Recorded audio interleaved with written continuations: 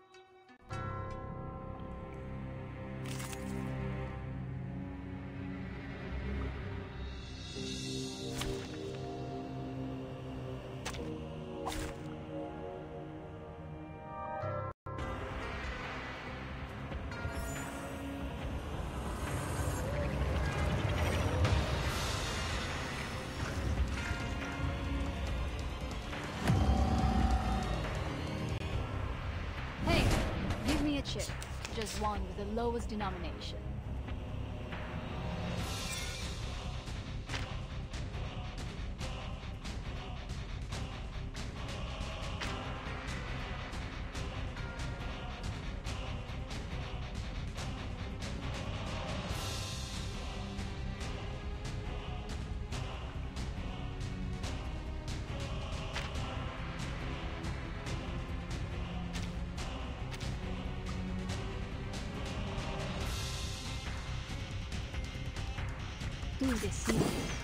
Handy, take it easy. Merci. Hey, hey, hey! Don't be shy. Conventional choice. My child, here's something fun for you. Never hesitate. Nice move.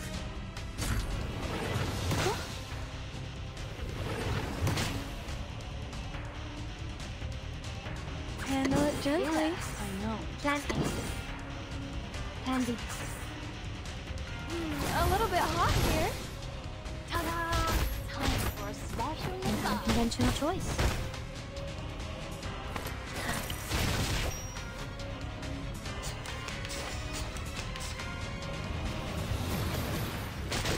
Dang, dang. Intentarlo de nuevo. Dang, dang. Take it easy. Bravo. Merci. Planting. My child, here's something fun for you. Fight for the unarmed. Ha!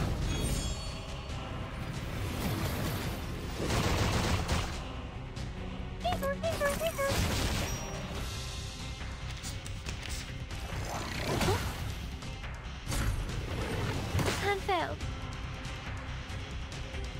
Bloody frog. Follow the Show's will on, of Handy. gods. Handy. The ocean dried and I'm alone again. His trumpets sound. The judgment day has come.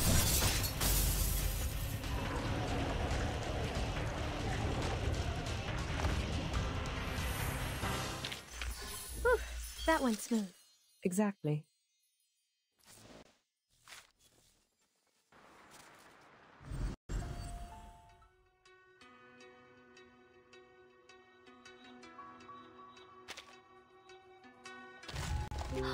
Good timing. A truly marvelous hypothesis. I admire the insightfulness of Shapadante.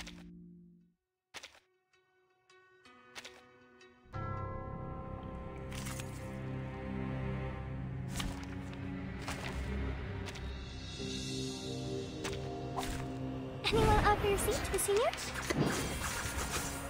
Ta-da! My child, here's something fun for you.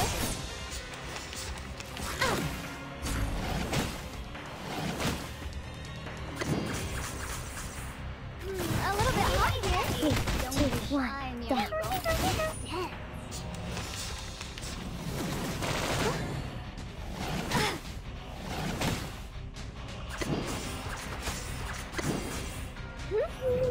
Never hesitate. The sword is drawn. fail. Don't be so hard. Algo de nuevo.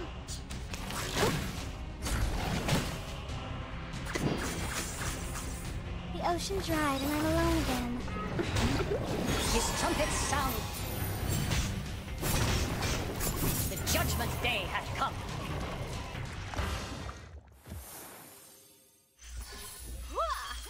7, 7, set!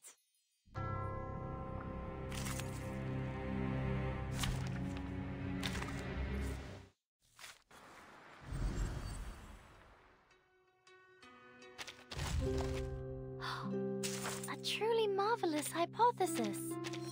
I hope the margin is wide enough to contain its demonstration. Wow! Those are treasures! We usually call them the transcendentals, as they are shiny and terrific. I already have a wonderful demonstration.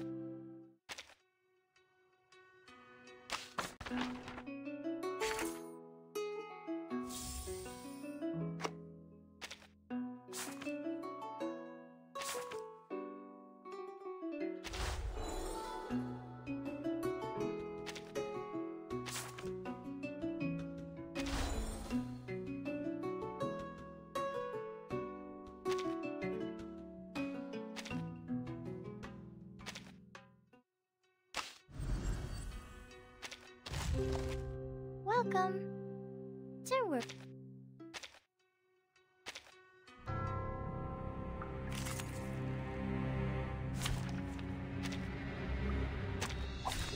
Nothing unexpected. Fun. Hey, hey, hey! Flying handbags are only 3,000 unarmed. Can't fail.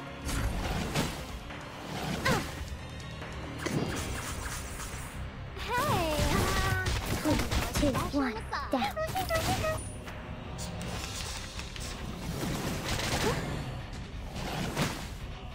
Nice move. Flying handbags are only Fight for the 3,000 unarmed. Ha!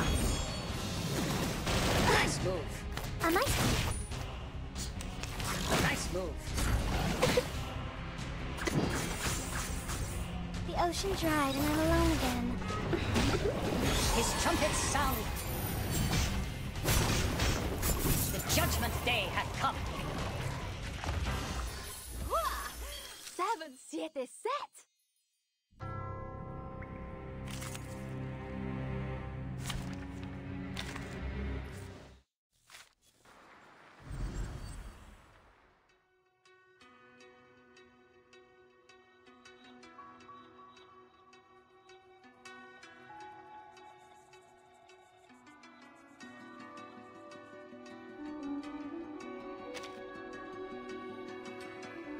Welcome. A truly marvelous hypothesis. Terrific. I already have a wonderful demonstration in my mind. It unfolds the spell of cleaning. I never knew there was such a thing in the warehouse.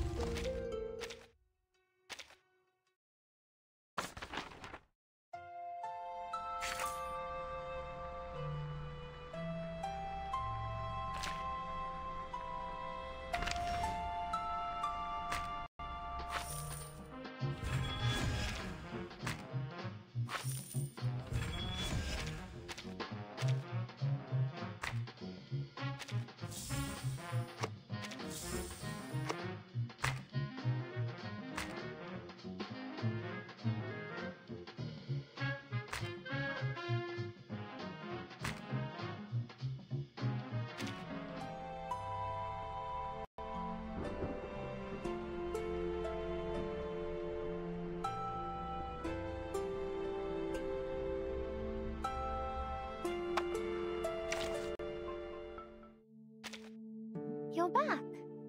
Of course you are. Because this place is the origin. You're back. Of course you are. Because this place is the...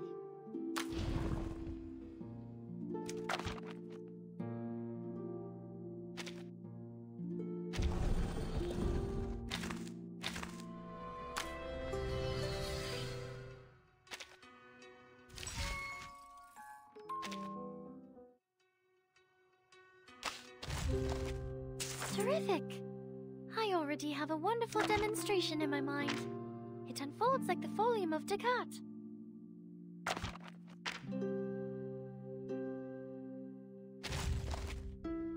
An infinite plate of food that is always near your seat. A truly marvelous hypothesis. I hope the margin is wide enough to contain its demonstration. A truly marvelous hypothesis. I hope the margin is wide enough to contain its demonstration. Terrific! I already have a wonderful demonstration in my mind.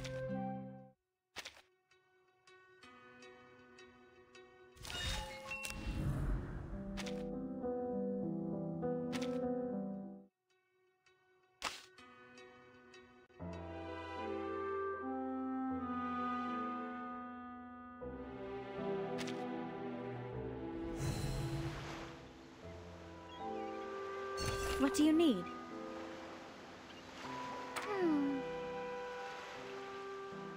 I think... Oh! It's all right. They are beautiful. No! Subtract 1, then subtract 1. Hello there!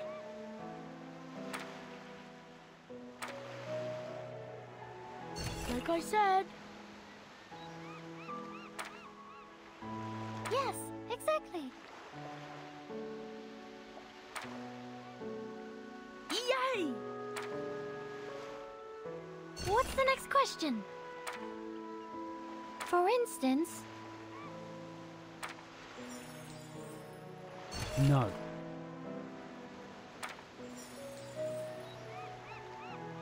The question is...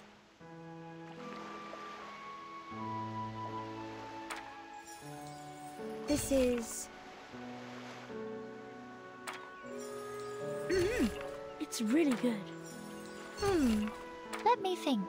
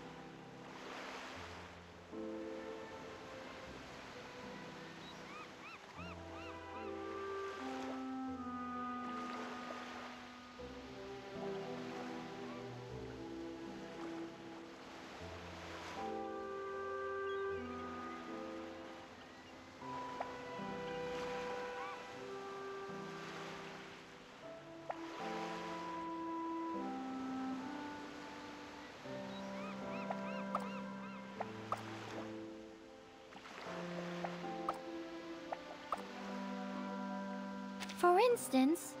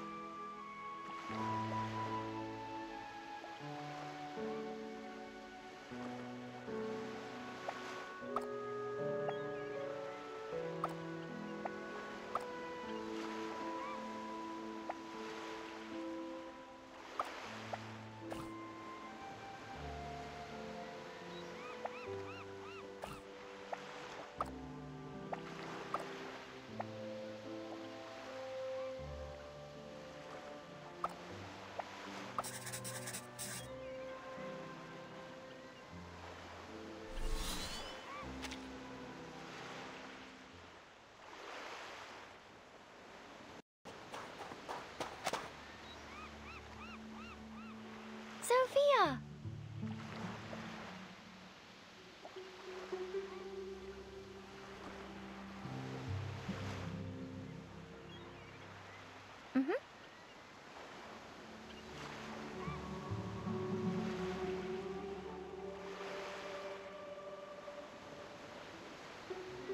Actually,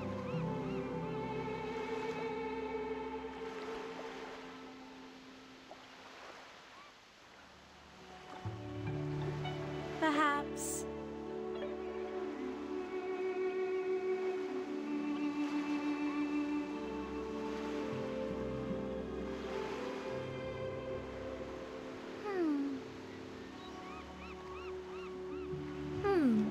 Let me think.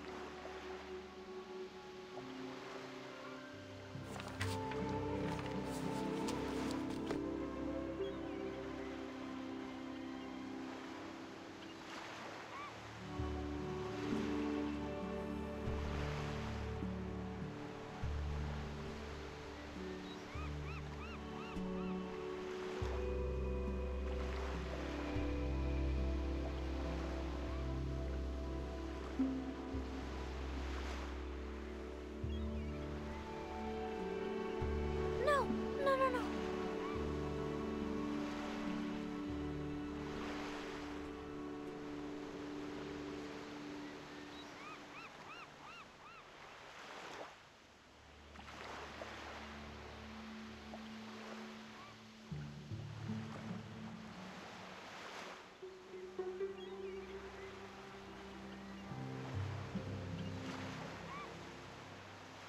Perhaps.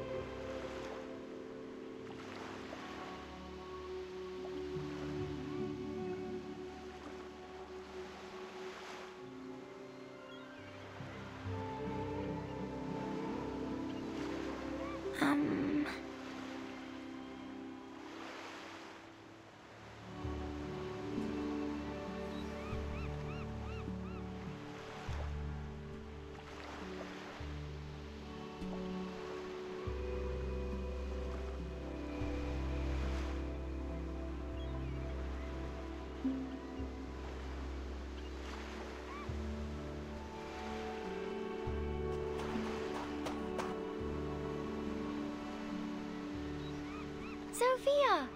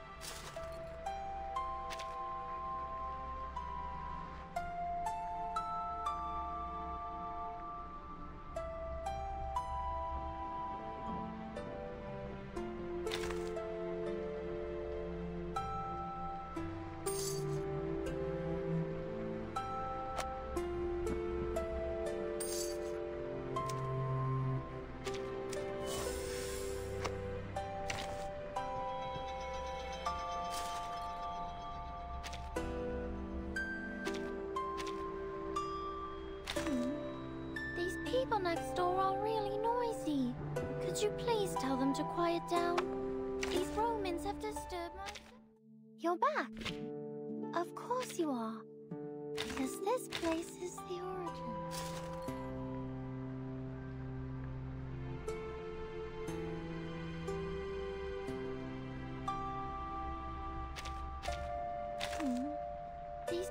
next door are really noisy. Could you...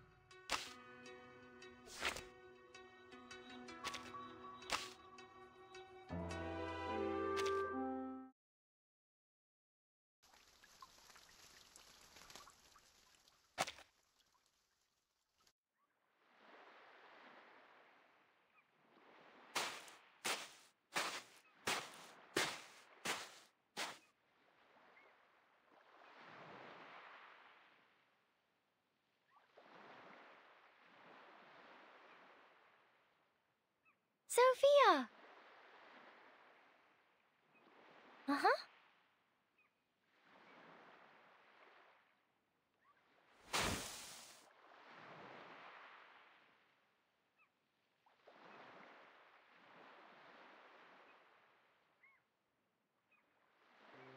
Meaning? Attention, please.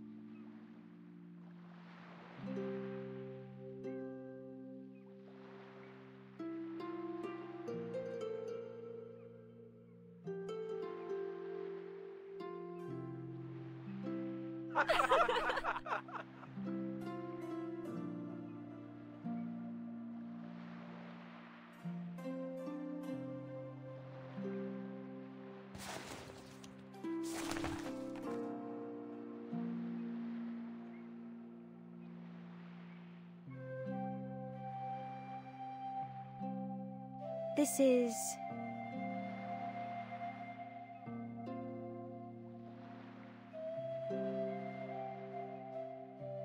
In fact?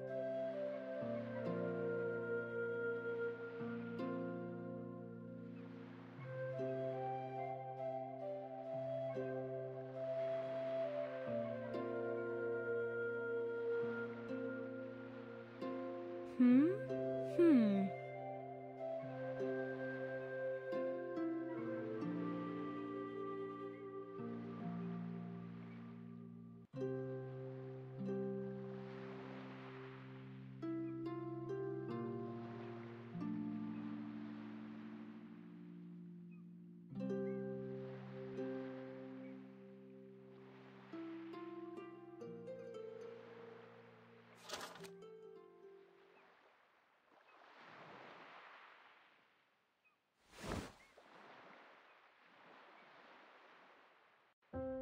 No, that's not right.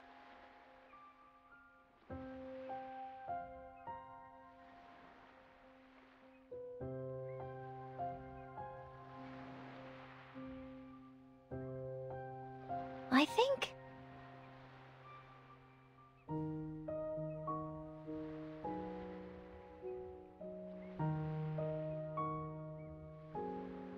Meaning?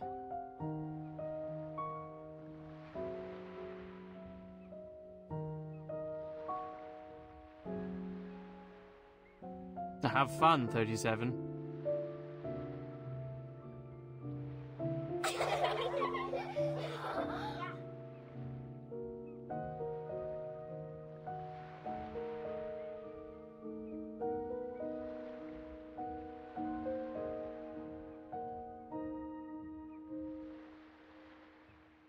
$210. Your number.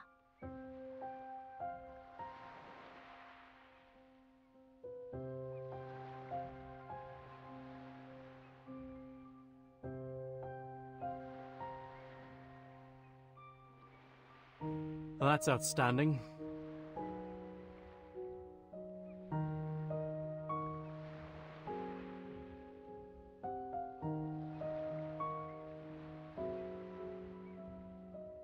Meaning? In fact?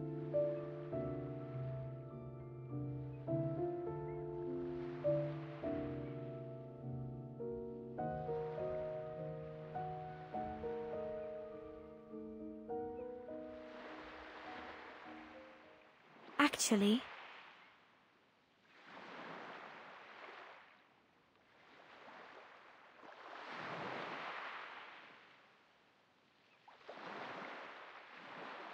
No,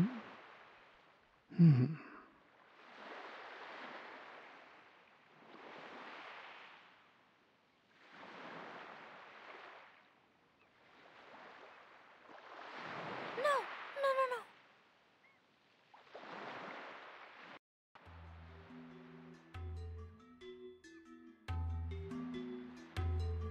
Object.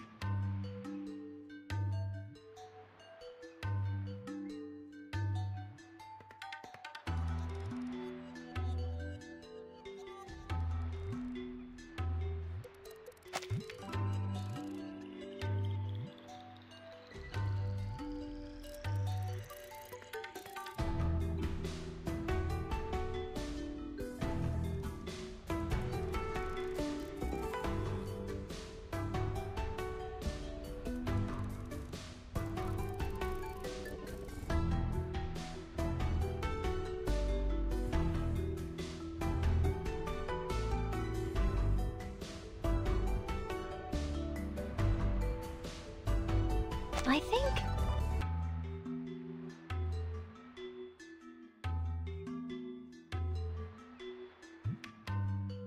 the essence won't change.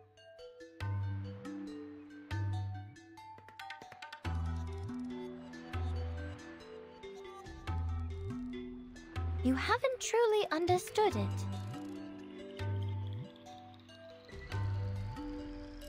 Meaning?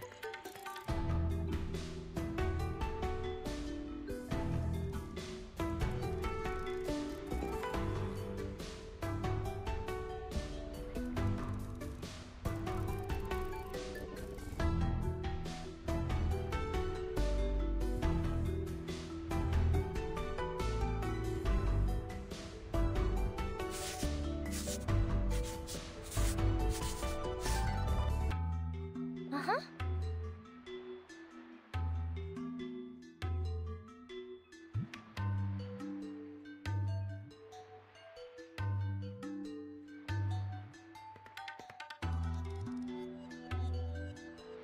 Meaning?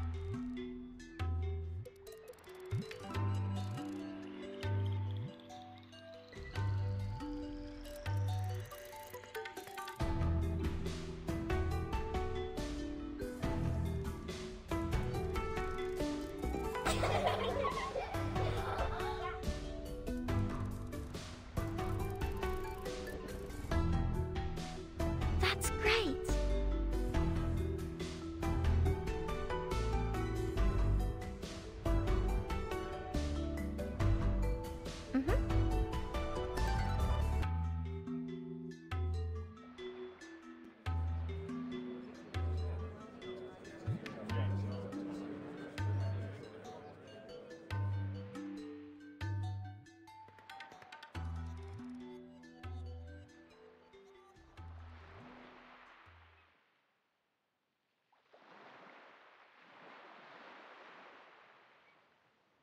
I think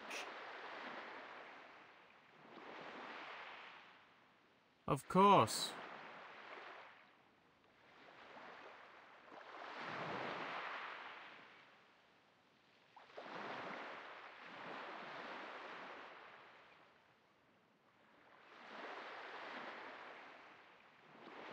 Or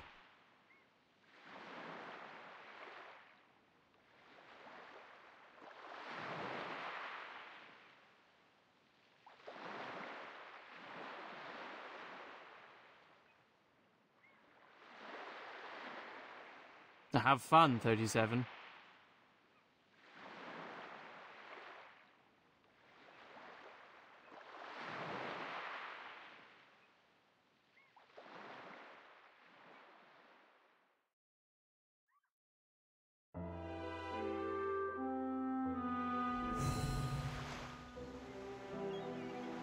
Of course. Well, that's outstanding.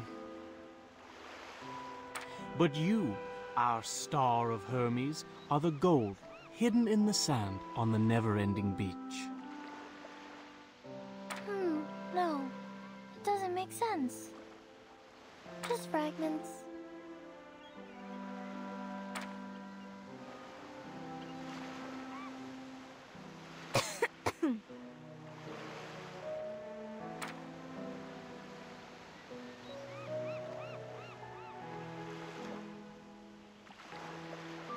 Fine.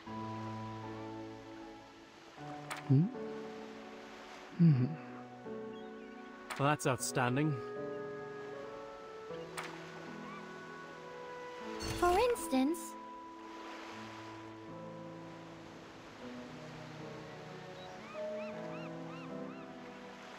And then... Of course. Well, that's outstanding. Or...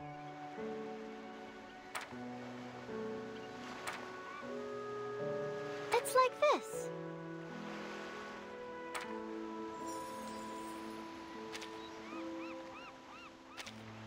Attention, please.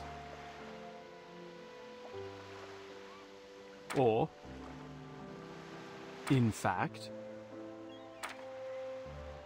Sophia. Like I said.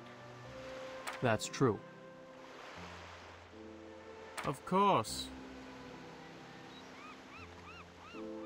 Have fun, 37. Thanks a lot.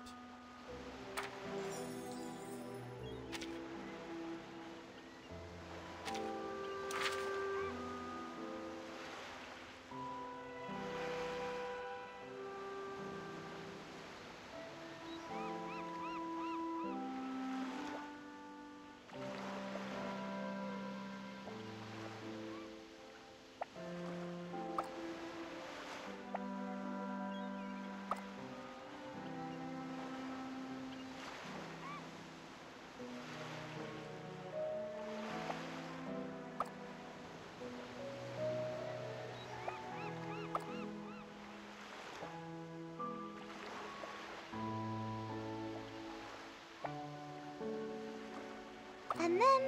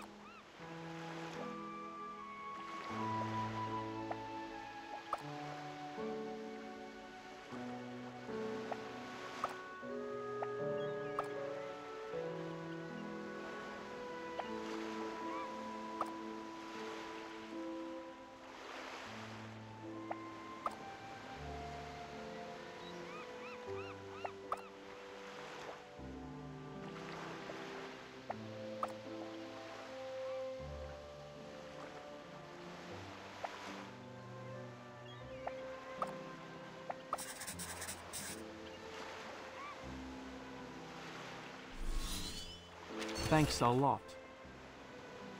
In fact, this is what people call genius. Object!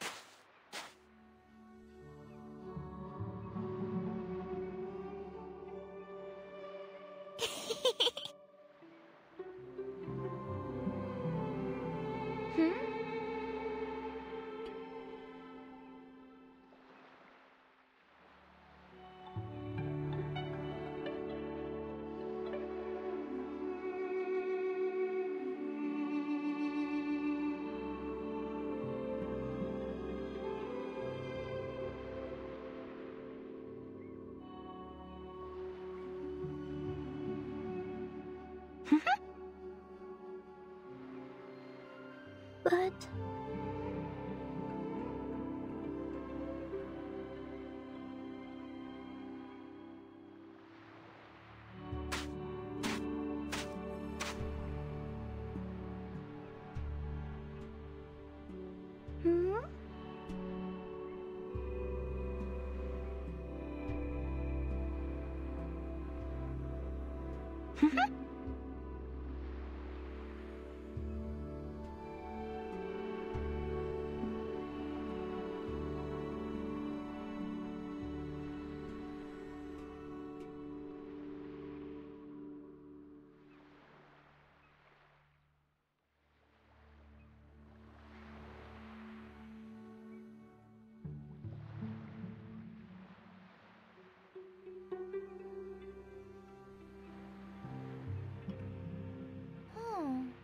Why would you think so?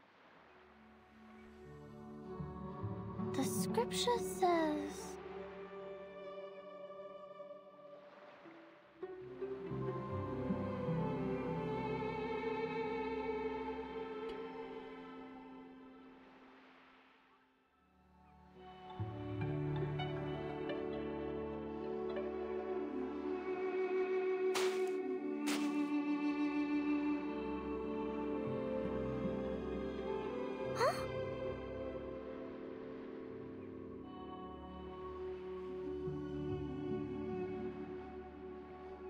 I think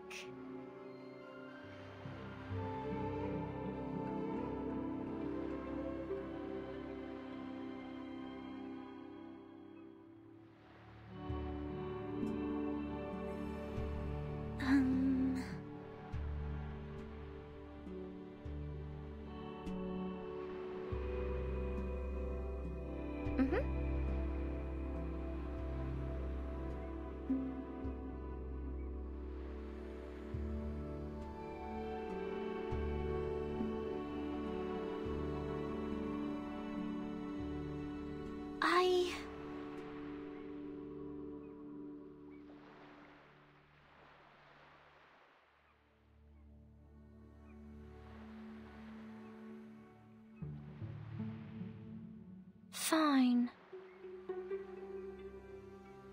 Sophia!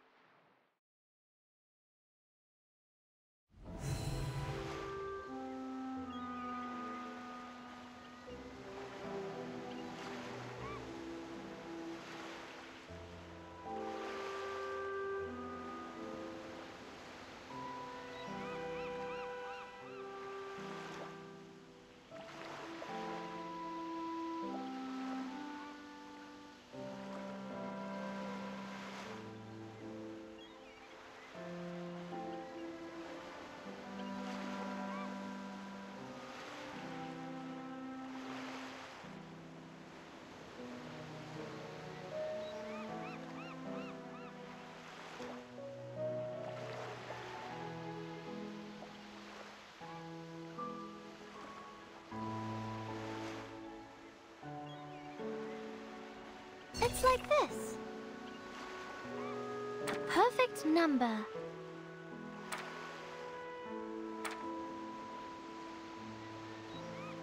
Or like this.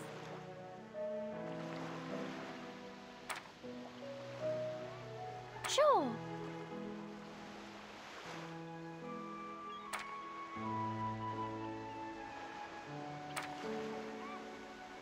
Sophia! Here you go. Well...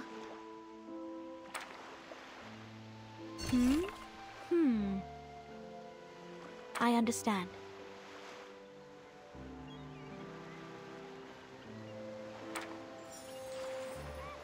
Of course.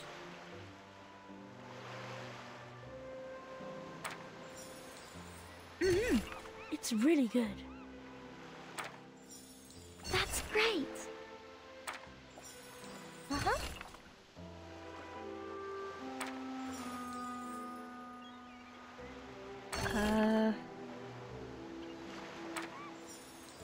Sorry.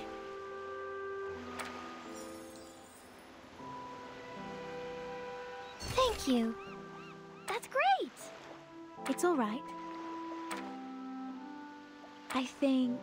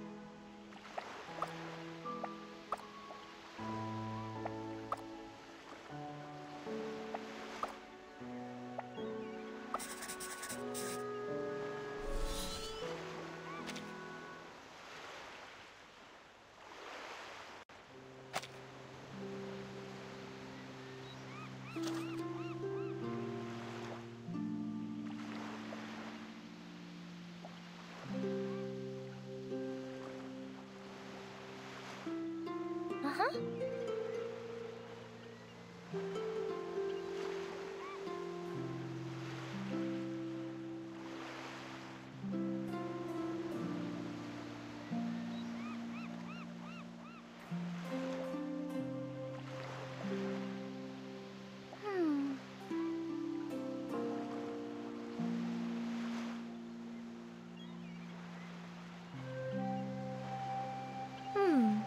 Let me think.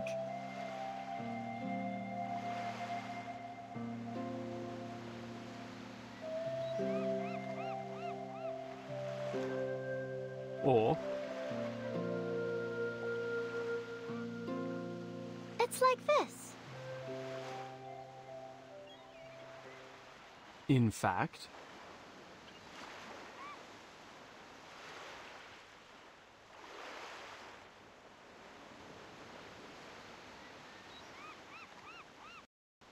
No, that's not right.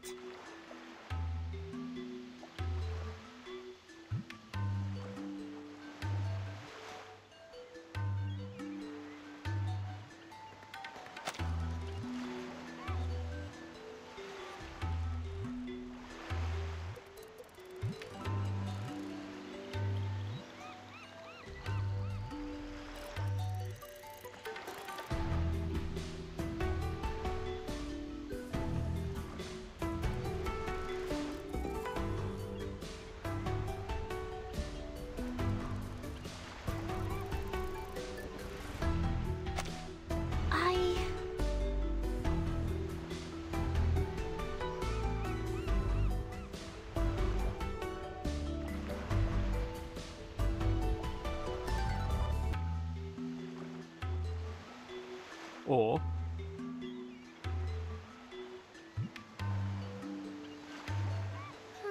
No, it doesn't make sense.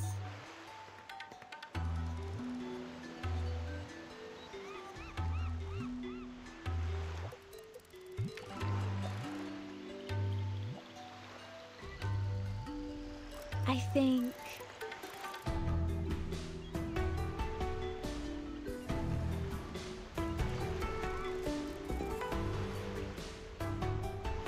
I think...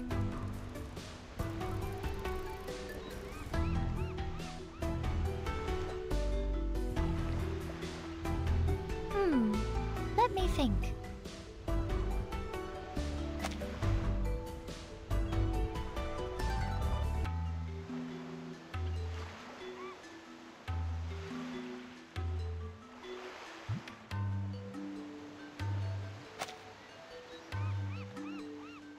oh,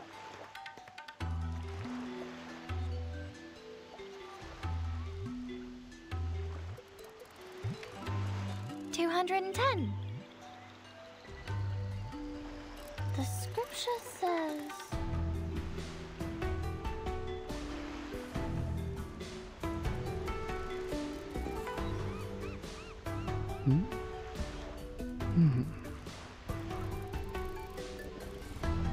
meaning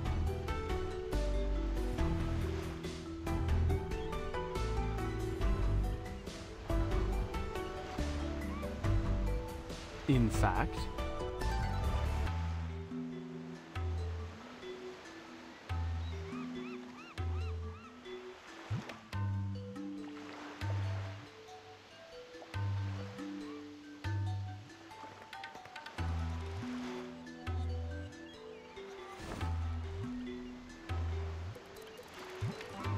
You haven't truly understood it.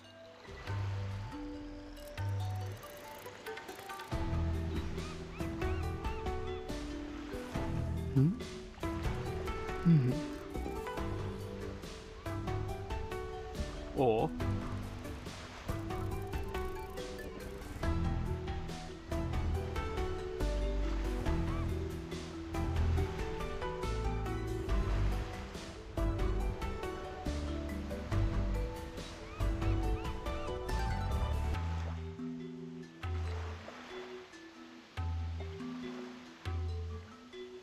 meaning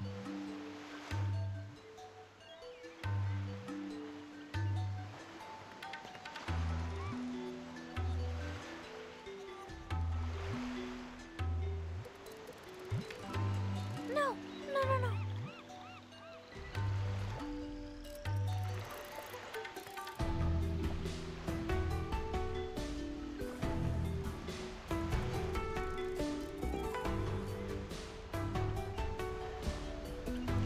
Essentially...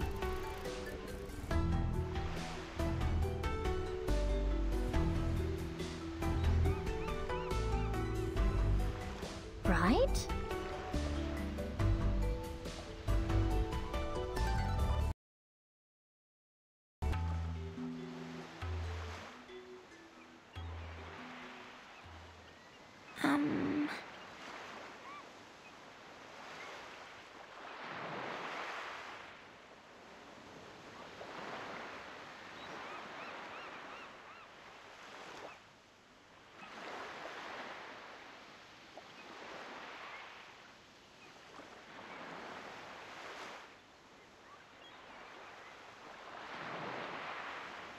Uh-huh.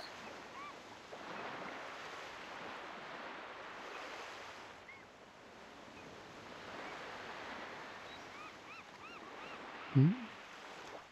Hmm.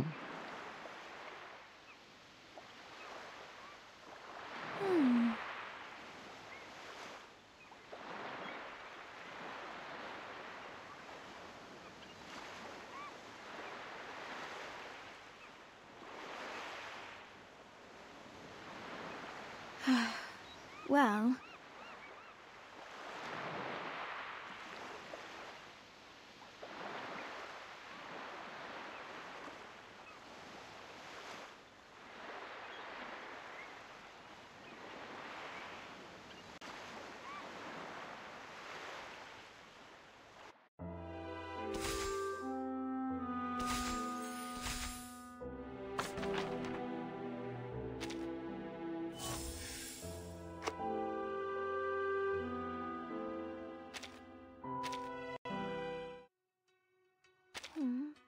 These people next door are really noisy. Could you please tell them to quiet down? These Romans have disturbed...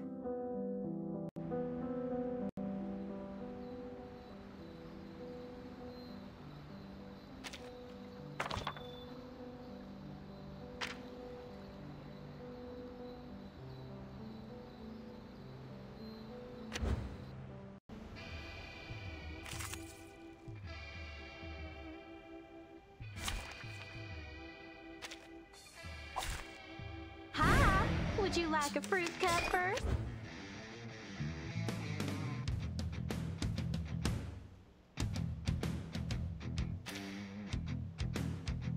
As you wish.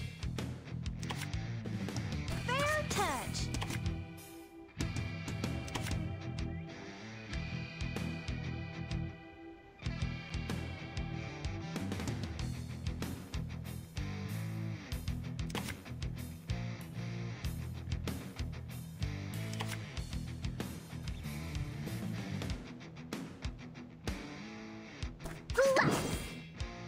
Whoa, whoa! Your beard, out of the way! Please don't worry about me.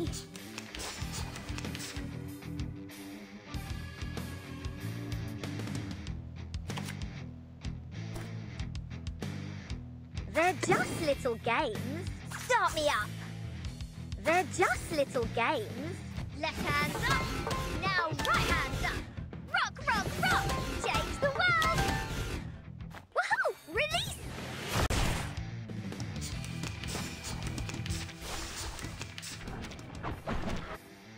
I can't wait anymore.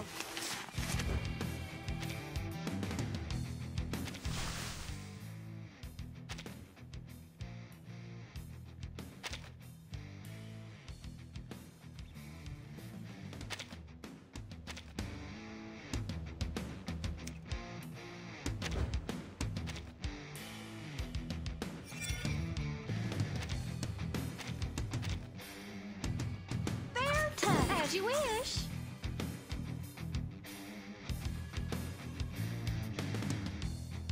They're just little games. Whoa, whoa!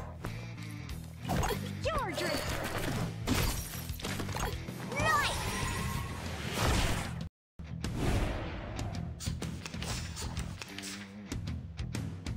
Start me up. They're just little games. Rock, rock, rock! Change the world! Left hand up. Now right hand up. Ha!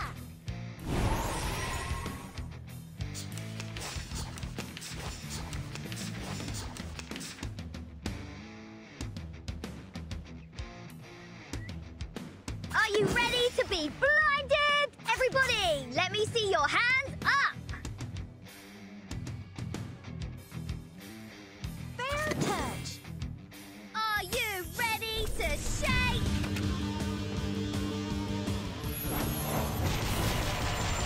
Woohoo! Release!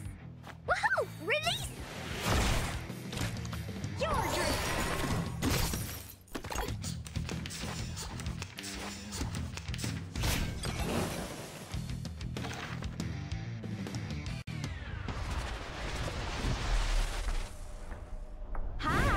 Would you like a fruit cut first? As you wish. Fair touch. They're just little games. Whoa, whoa! Your drink. Nice!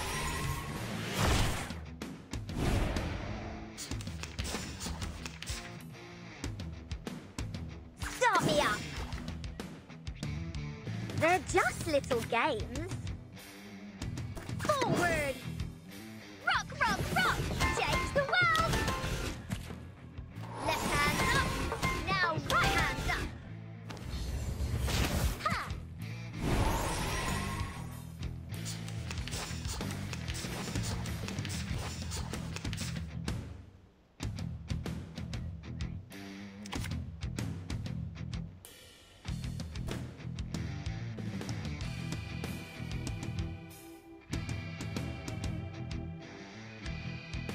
Are you ready to be boot? Everybody, let me see your hands up!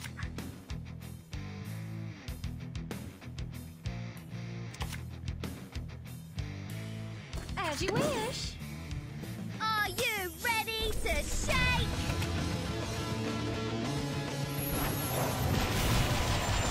Woohoo! Release lights! Honey attack.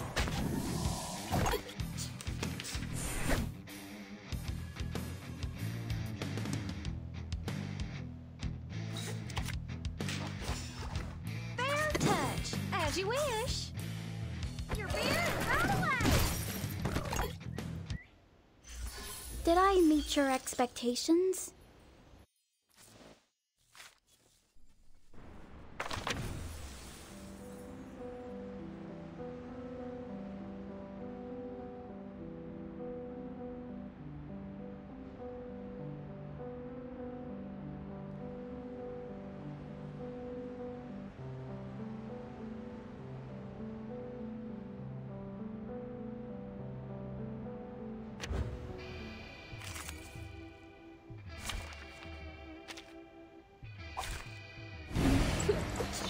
Here I am again.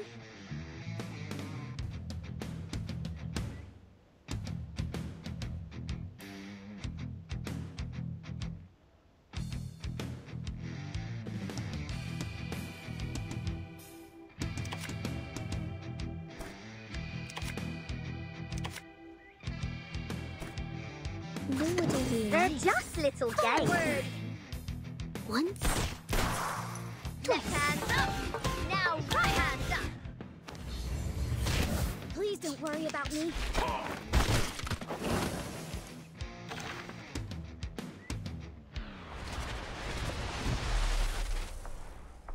I can't wait anymore!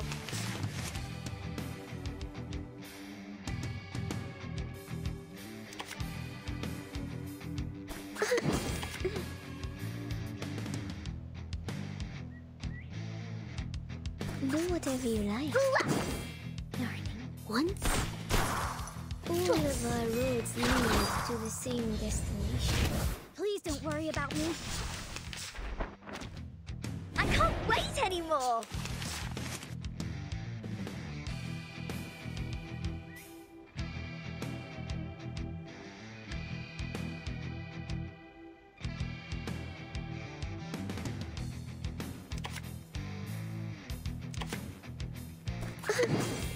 Forward! They're just little games. All of our roads lead to the same destination. Hey, left hand up. Now right hand up.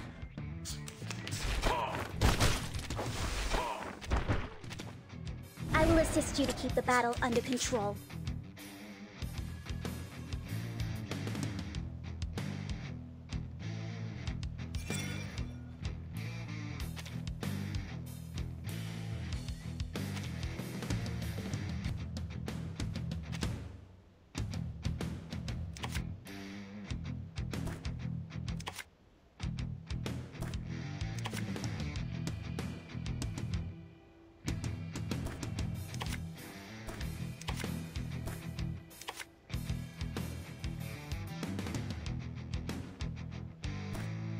Do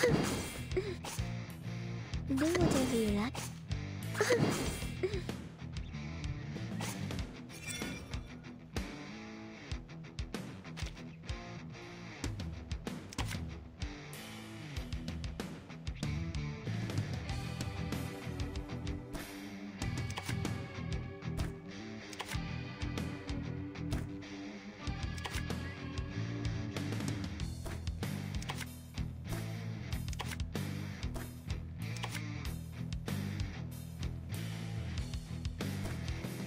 Do whatever you like. Forward! Start me up! Once, twice. Ha! Rock, rock, rock! Change the world!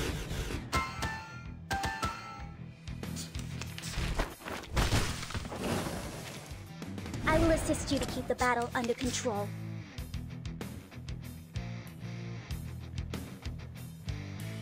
Start me up! Do whatever you like. They're just little games. Left hand up. Now right hand up. Ha! I will assist you to keep the battle under control.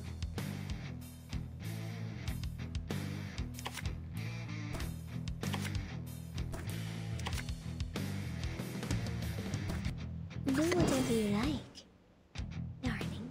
Start me up. Forward. They're just little games.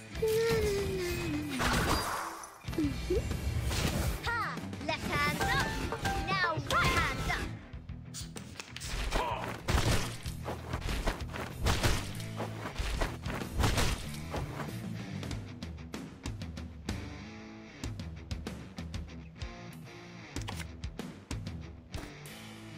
Do whatever you like. Start me up.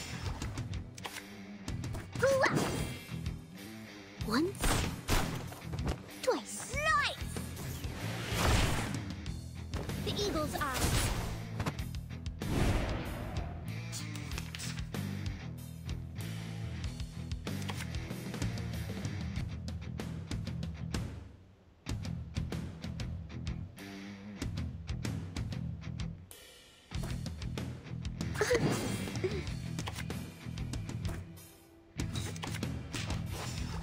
Forward.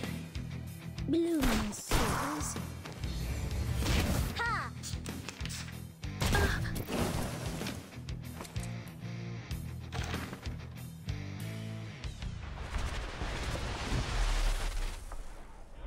I can't wait anymore. Do whatever you like. They're just little games.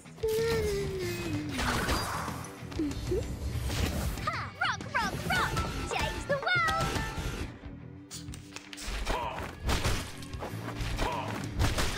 Peace and love!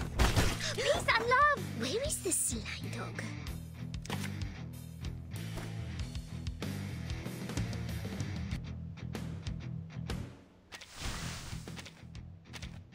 I can't wait anymore. Do whatever. Blooming swords. All of our roads lead to the same destination. Ha!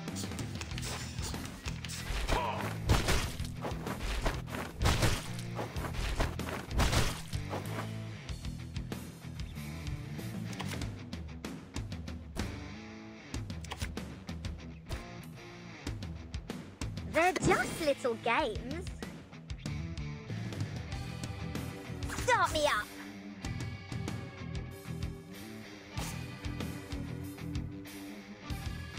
They're just little games. Forward. Nice. The eagle's eyes.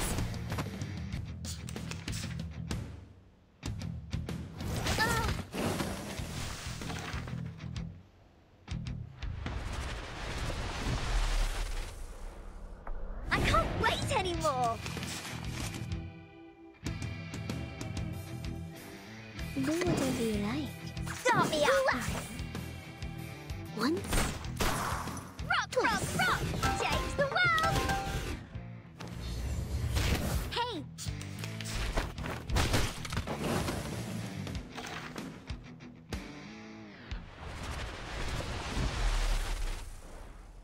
I can't wait anymore!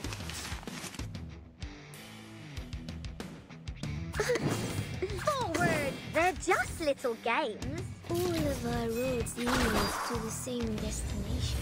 Ha! Left hand up! Now right hand up!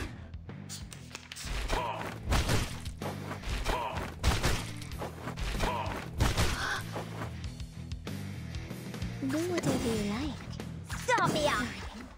Ooh, ah. Blooming souls. Woohoo! Release! The eagle's eyes.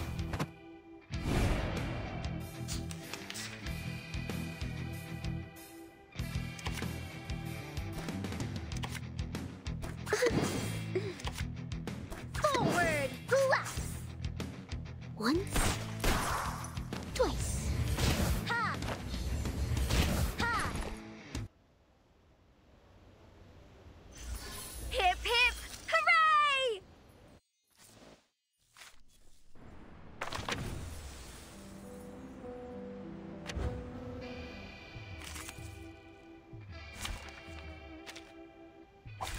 I can't wait anymore!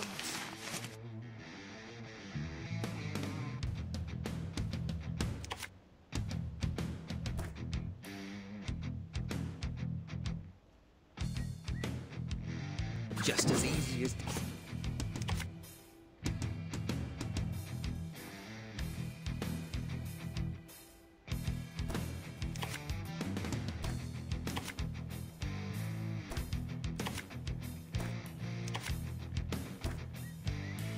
They're just little games. I believe in you. Left hand up. Now right hand up. Flowers are always fresh. Premio sereno intenso ad infinito.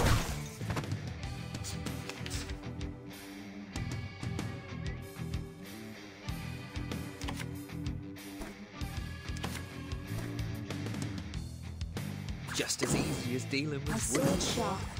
I believe in you. Thoroughbriar! Premio sereno intenso ad infinito. Premio sereno intenso ad infinito. No! Hail, wonderful summer night.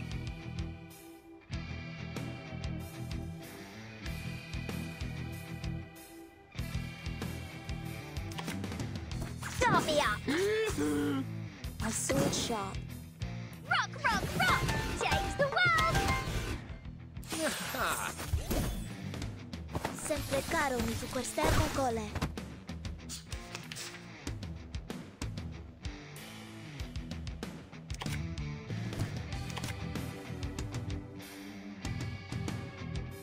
Just as easy as dealing with wooden cloth. I believe in you.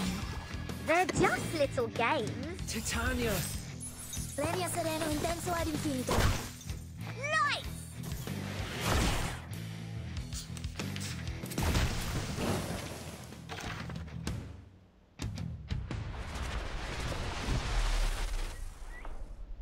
hail, wonderful summer night.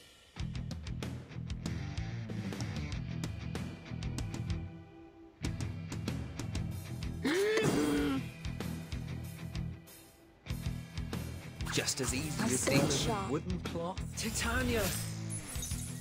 Ha! Sempre caro mi su quest'ermo cole. May the peace be with us.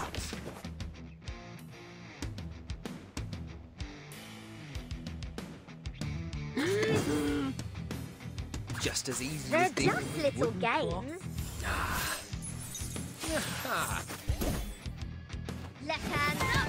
Now right hand up. May the peace be with us.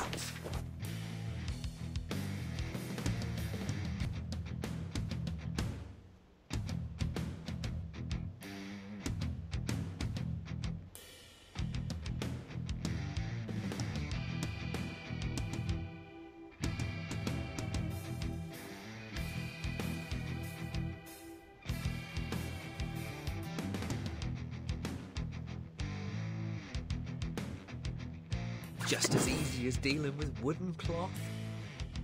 They're just little games. Titania! Saw a bush! Left hand up. Now right hand up. May the peace be with us.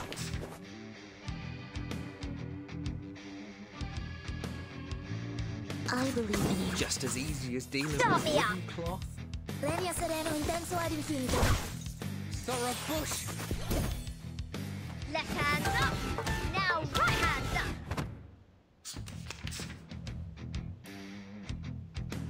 They're just little games. My sword sharp. Start me up. Woohoo! Release! Legna sereno intenso ad infinito. Light!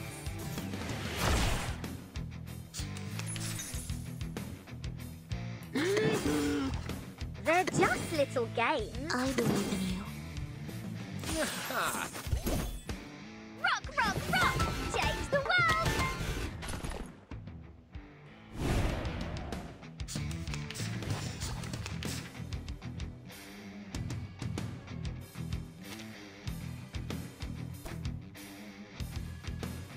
Are you ready to be blinded? Just as easy as dealing Start with me wooden up. cloth. Are you ready to shake?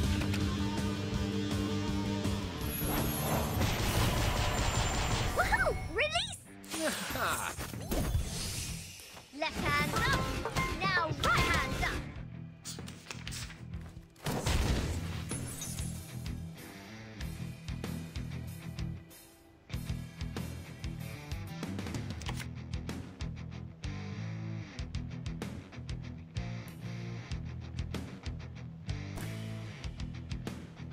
My sword They're sharp. just little games. It's a dream I shall never forget. Sempre caro mi tu quest'ermo cole. Hip hip hooray!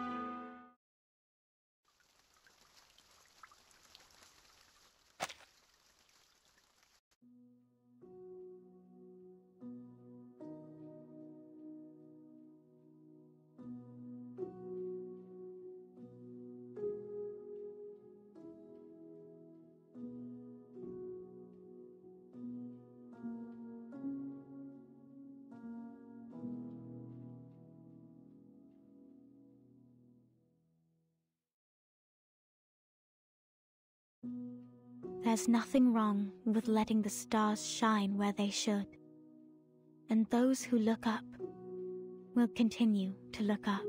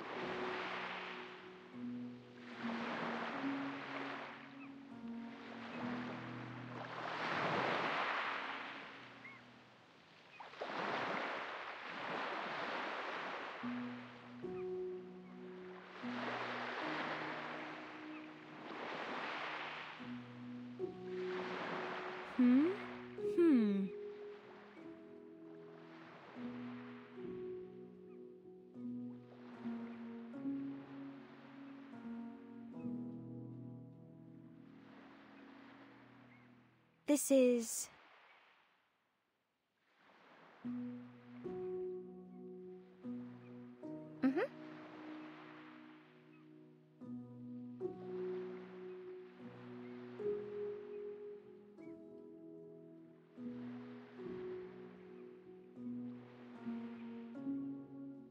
Actually,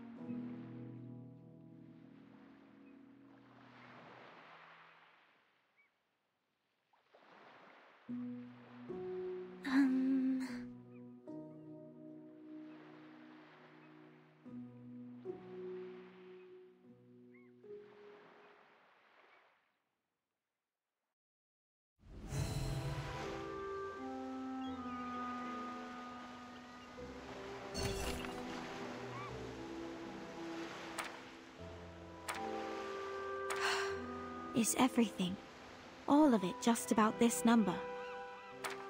Will it explain everything?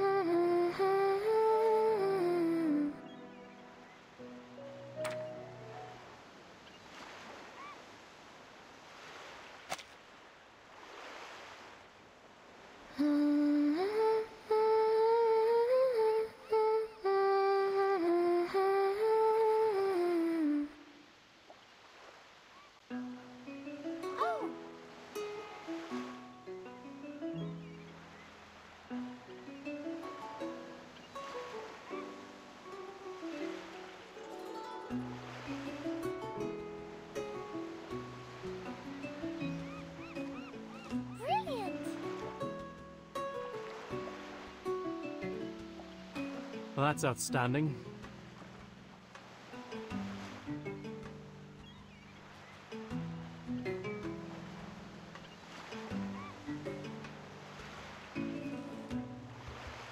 object!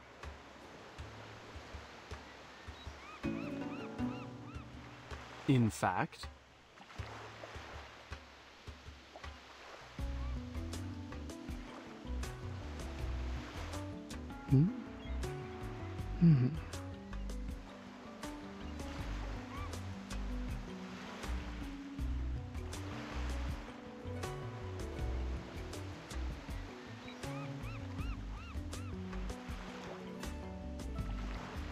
This is what people call genius.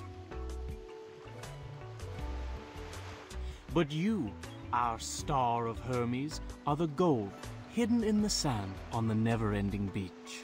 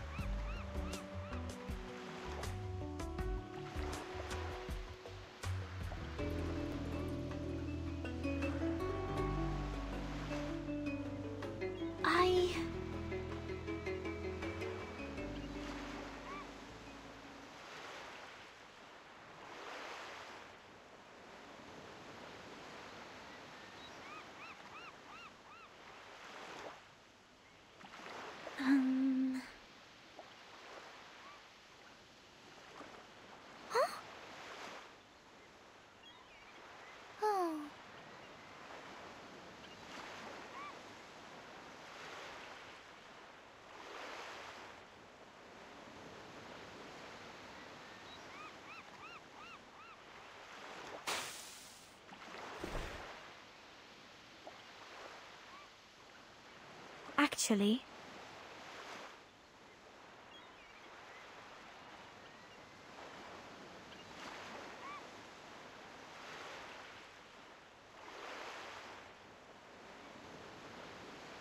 I think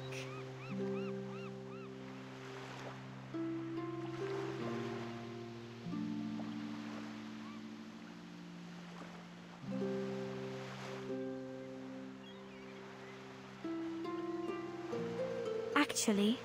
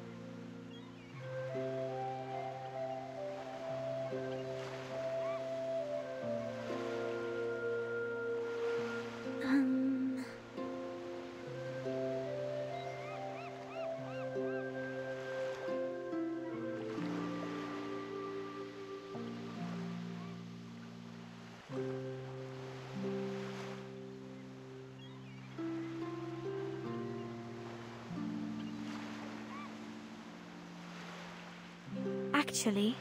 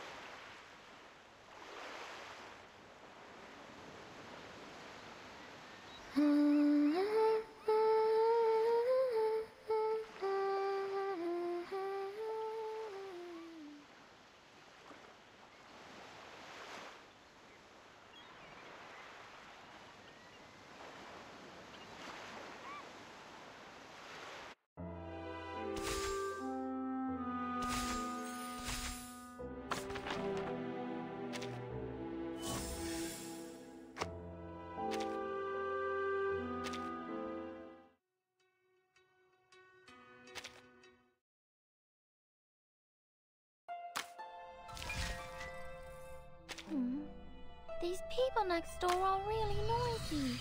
Could you please...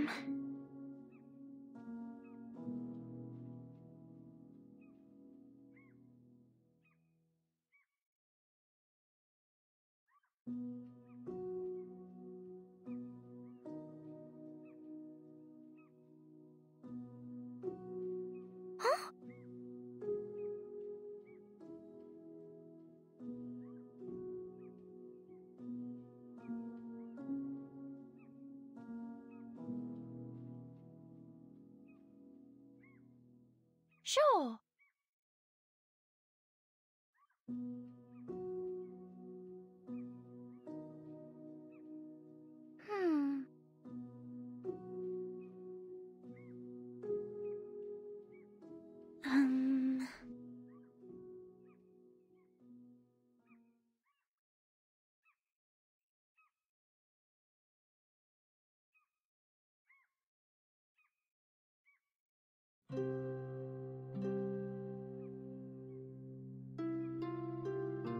Actually,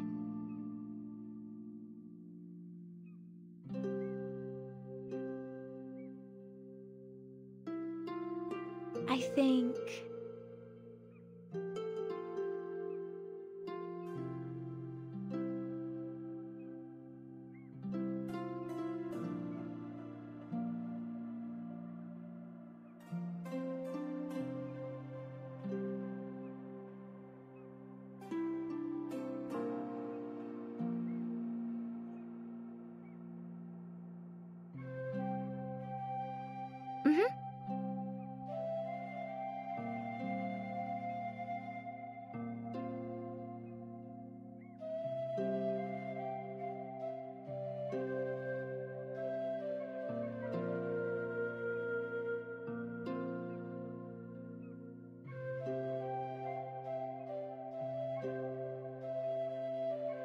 perhaps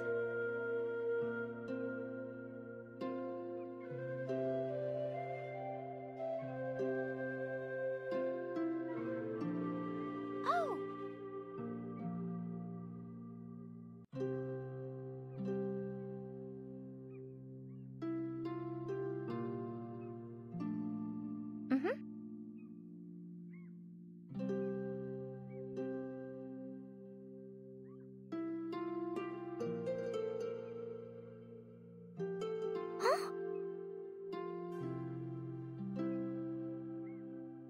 never mind.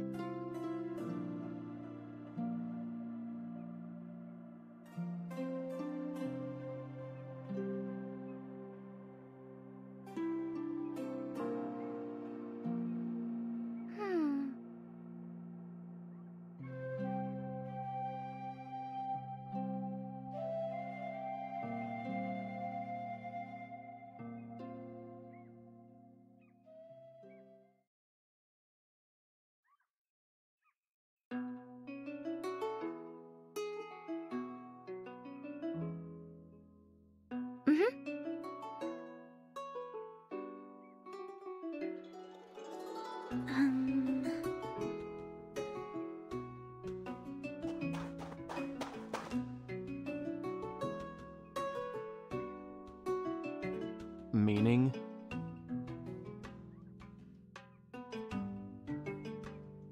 Object!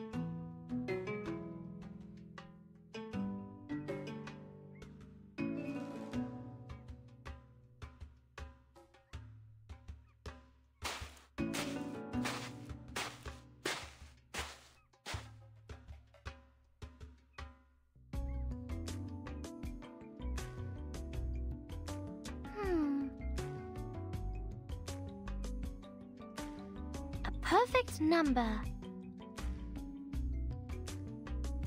Uh-huh.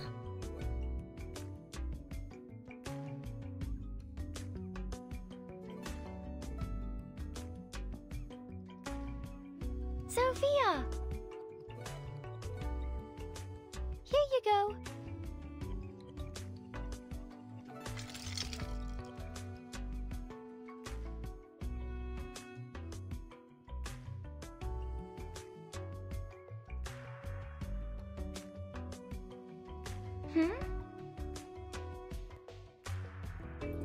Sure.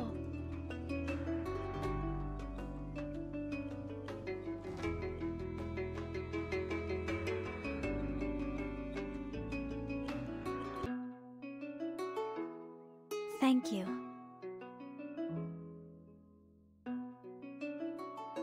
That's great.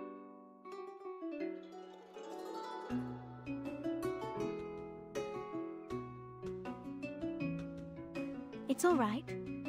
They are beautiful.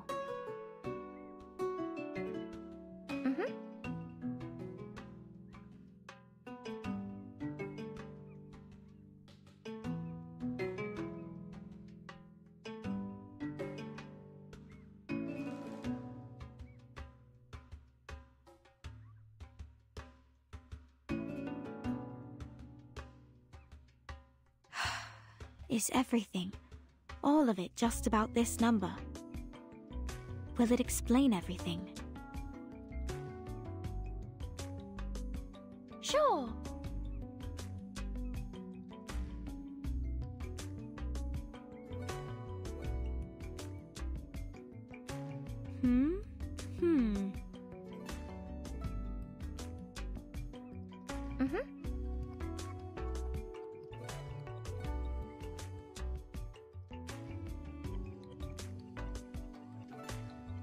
For instance,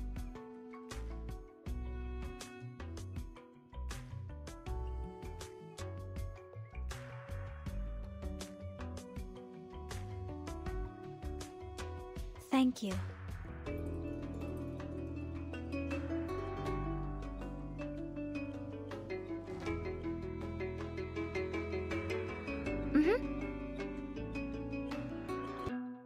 oh,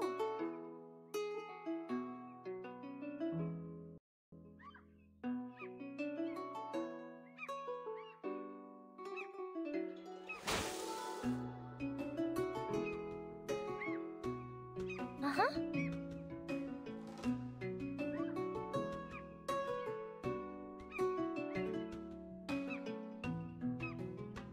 Afraid I don't know much about songs.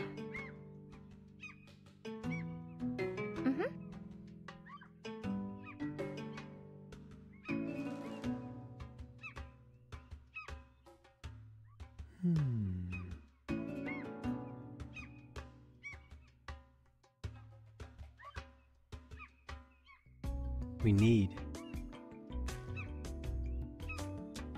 Fine.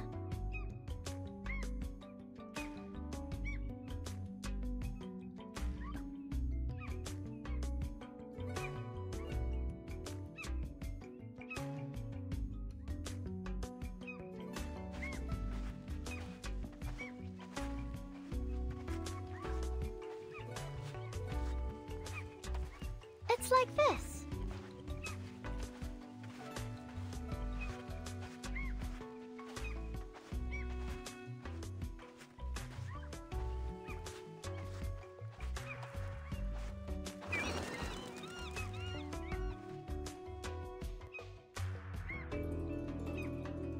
Huh?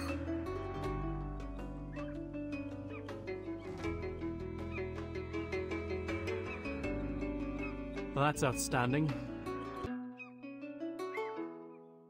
Mm-hmm.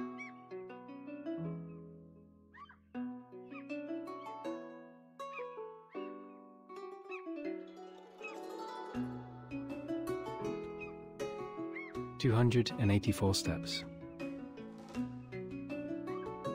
Thank you.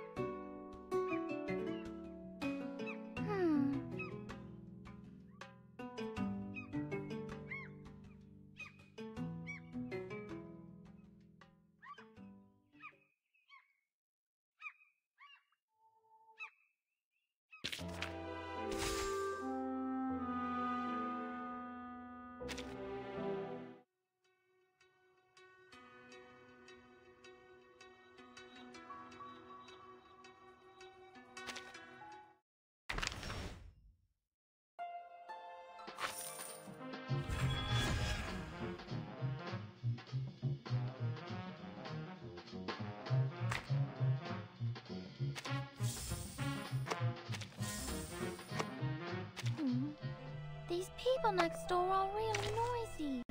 Could you... Greetings. Today your shirt matches the color of your eyes.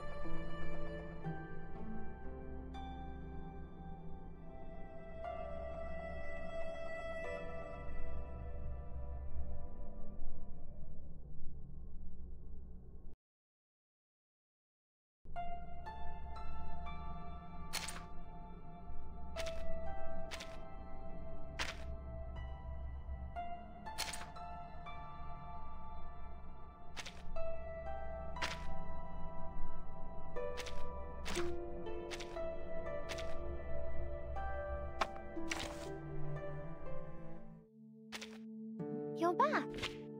Of course you are. Because this place is the origin.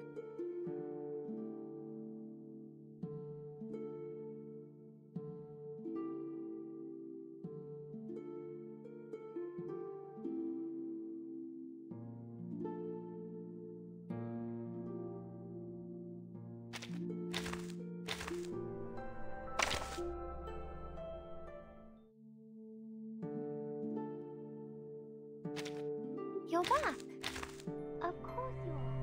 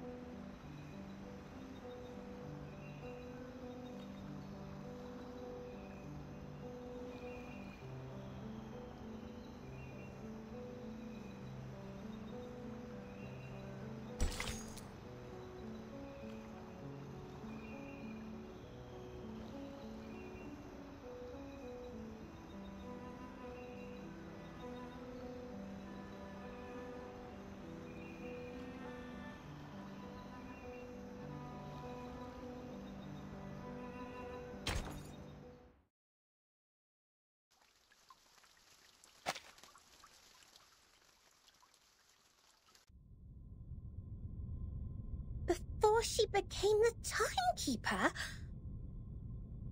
Whoa. So Vertin wasn't born a timekeeper. She didn't tell you that? Wait, no one is born a timekeeper. It's not an inherited title. Anyway, this report includes the secret chronology only accessible to the core members of the Foundation. You can only check it under the supervision of the monitor assistant before you become a qualified investigator.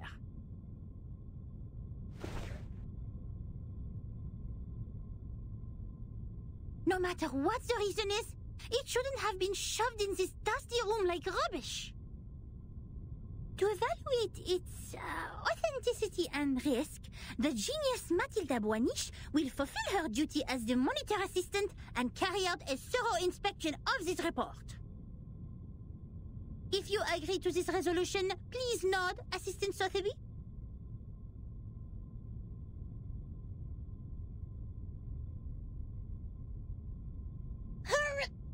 Yes.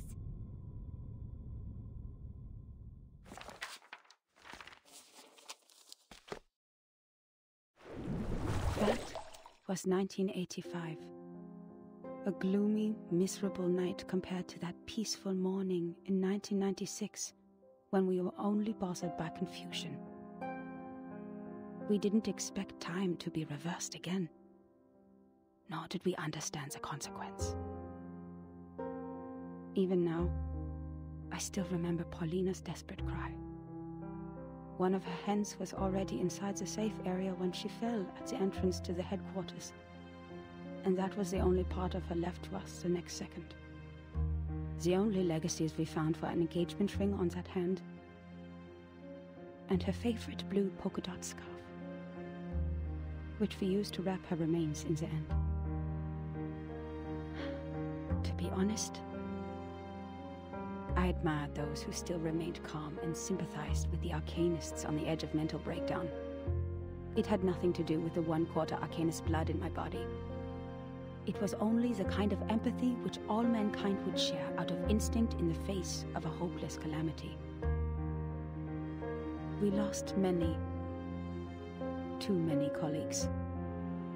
In the materials they sent back, we even saw all the horrifying phenomena, such as one's veins turning into electric wires. Since then, the storm, a word simply taken from visual observation, has been used to refer to the calamity. Of course, we can have a word for the calamity itself. But what words should we use to conclude all the absurdity and panic?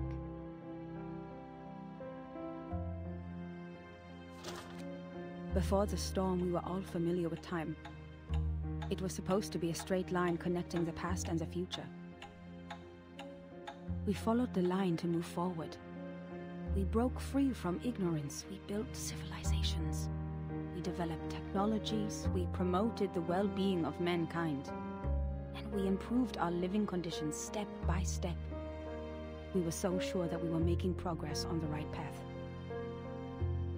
But then, the path was taken away all of a sudden. Oh, time, our closest old friend, where are you taking us? Back to the two most painful war times in the 20th century? The era when no one had ever heard the hiss of steam engines, or the century when mankind was yet to be enlightened? So far, mankind has achieved a lot in history. Dynamos, automobiles, flyovers, railways, hospitals, poorhouses. But if it goes on like this, what is the point of all the efforts we have made? Now we are like a shipwreck left on the island of time, witnessing the fall of the whole modern world in the unstoppable tsunami. Even though the Foundation has lost a lot of staff members, they are still doing fine compared to Laplace. My younger brother was a good example. He was the most sensible person I have ever known. On the first day of the second reverse, he told me, in a calm manner, "At least we have reaffirmed that Newton was right. There was never an arrow of time in classical mechanics." neither in relativity nor quantum mechanics. That means this is absolutely normal. Whether the time goes backwards or forwards, even if it starts spinning around like a tabletop football player, they're not against the law of physics. We can go back in time and give Poincaré a Medal of Great Profit. The next day, he almost fell off the 6th floor due to excessive drinking. All the perceptions of time and space developed to this day were overthrown. We couldn't find any theories to explain the storm in any existing researches. There could only be 2 reasons for this situation. Either we've been completely wrong all the time, or we've come to a brand new world. And this new world can never make sense in the way of science, or that of physics. It cannot be verified by an independent third party, and it is impossible to be comprehended through reasoning. Is it true that we have been going the wrong way?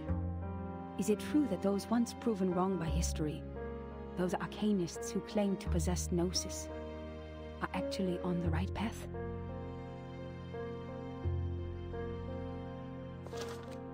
In fact, the one who put an end to the chaos was indeed not a human. This thing, I had no idea what it was. It claimed to be a machine which never stops working. It laughed at the limitations of our brains and the metaphysical mistakes we make ceaselessly. But it did solve the most urgent issue. A system was built to tackle storm-relevant emergencies after it took charge of Laplace. The first measure it adopted was contacting all the existing branches of the foundations at the time to confirm the scale of available manpower. Then it built observation stations all over the globe to find if there were any other regions immune to the storm. After that, numerous offices responsible for deducing the cause of the storm were established.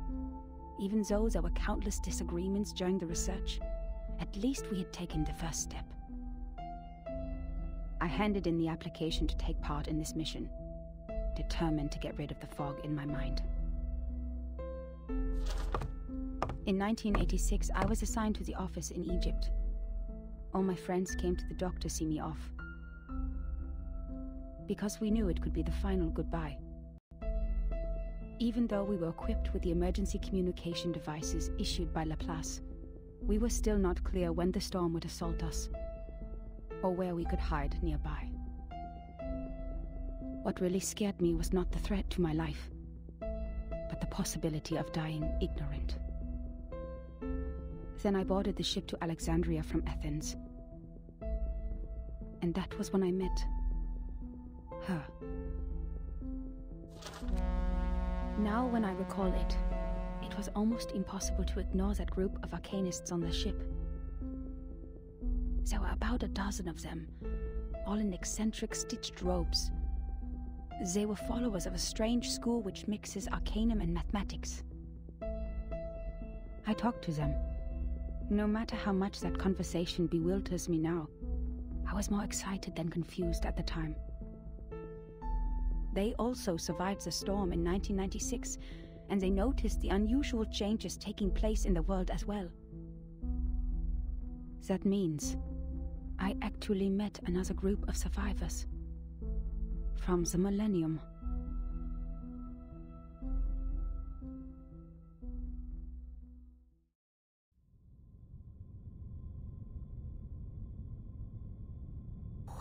Wait! A school of arcanists who survived the storm?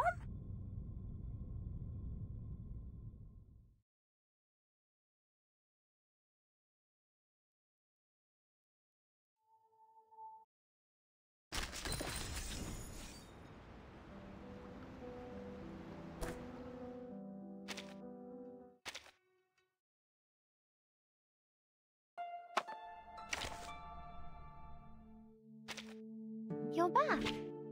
Of course you are. Because this place is your... These people next door are really noisy. Could you... That's right. This is my body. My little jar. It's made of flesh and bones.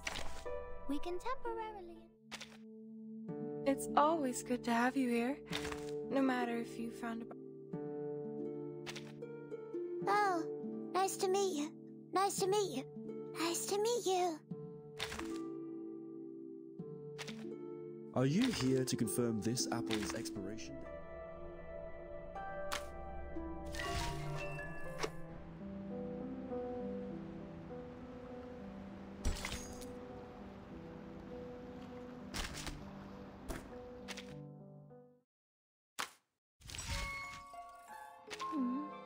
These people next door are really noisy. Could you please tell them to...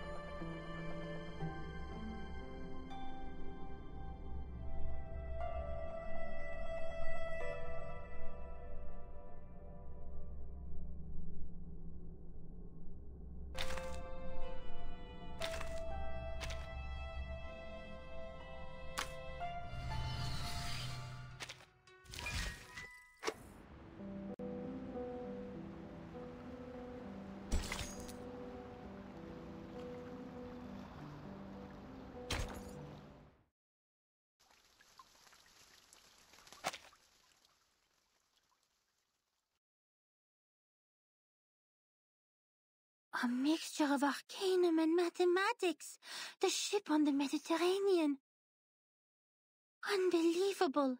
Our investigator actually met this group of arcanists who believed in numbers, and even left such a precious record down on paper.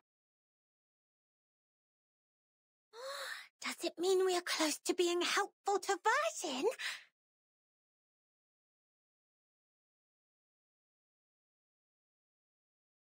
Certainly. It's what we deserve for all the efforts today.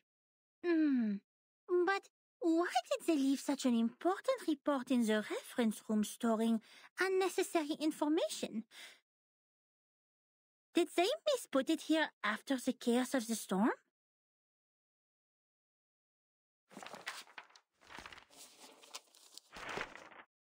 Among them, the most easygoing one was Hugh.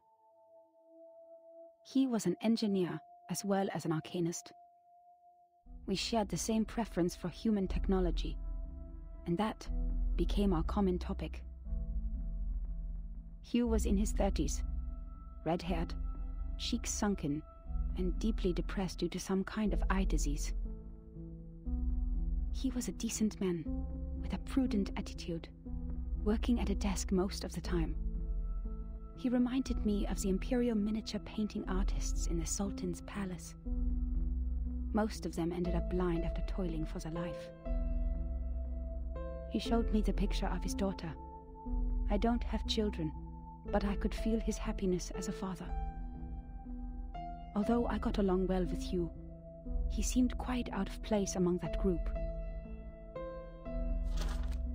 which was actually led by her. I don't know what words to use to describe her.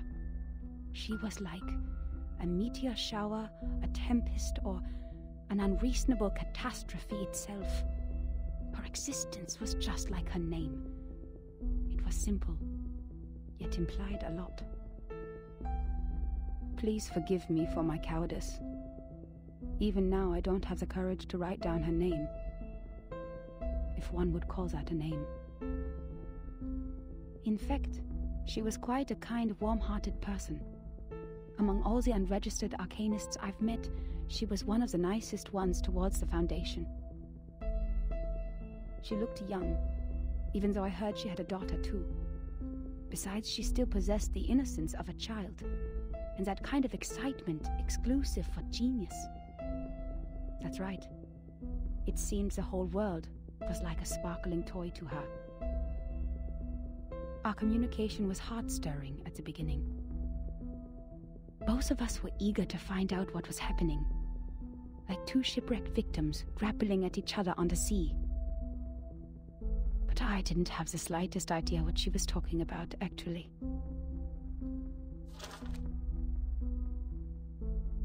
The problem was not the typical communication issues between humans and arcanists. I was sure the language we used didn't pose any obstacles, but still I couldn't understand any words of hers. I would believe that one is highly intelligent if one can name all the factors of 11,567 without thinking. But what this one said was illogical nonsense which no one could ever imagine.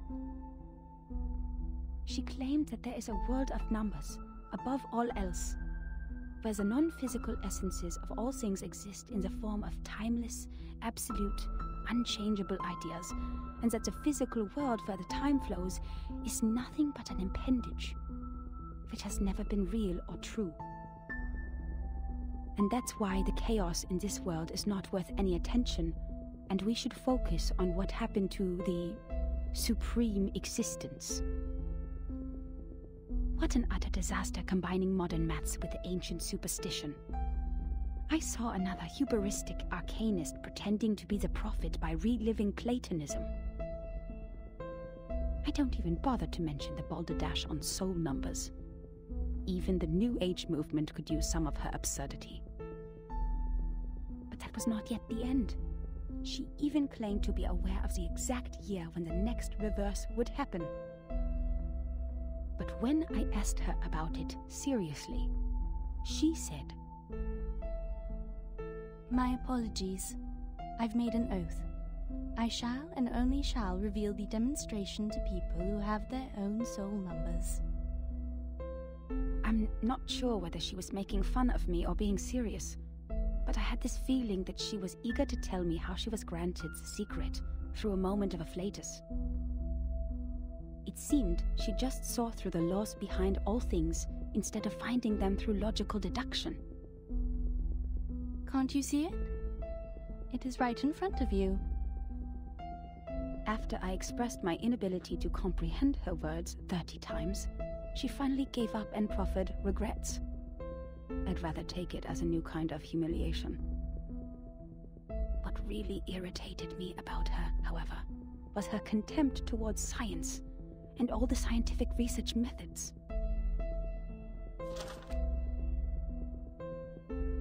As far as I'm concerned, the value of a theory lies in its reliability, universality, and generalizability.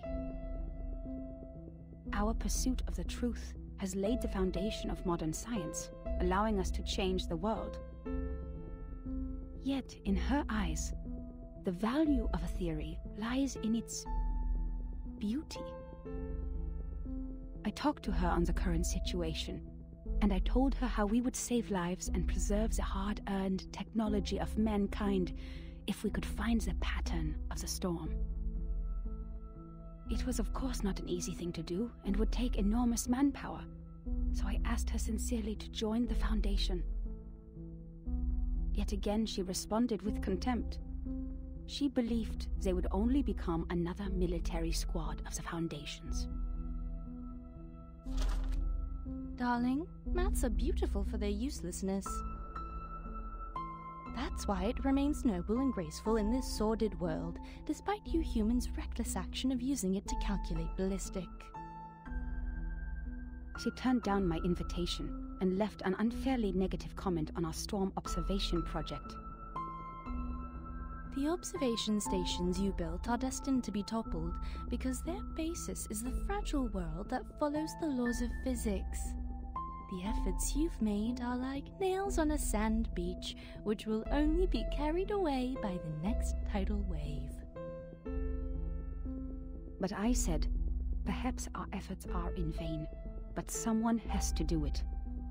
We will try every corner of the beach before making the conclusions that the world we are living in is already a hopeless ruin. What a pragmatic, rigorous, and rational speech. But dear, the world is a hopeless ruin. The conversation ended in disagreement. I don't know why arcanists hate the world so much. Perhaps the reason is they have never been truly accepted. To this day, I still remember her venomous conclusion. The world built on past experiences has ended. In your words, which you used to mock us, why not embrace the reality? Yet about the gnosis which she deeply believed in, and the so-called prophecies she made through numbers, she had never given any proofs or details that showed rigorous logic. And the reason for her inactions was an oath she had made before some stone? Therefore I believed her words were only the nonsense of a lunatic. When we first met, I thought she was different from all those psychos, who mistook the malfunction of their prefrontal cortex as the will of God. But they turned out to be the same.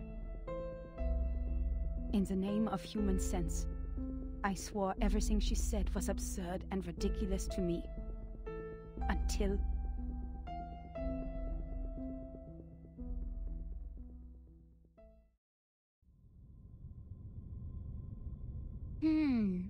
Madame Z said the arcanists on that island are all named after numbers, because they have a strong belief that numbers are the essence of their souls. The investigator wouldn't write down her name. Is it because of the conflict between their beliefs?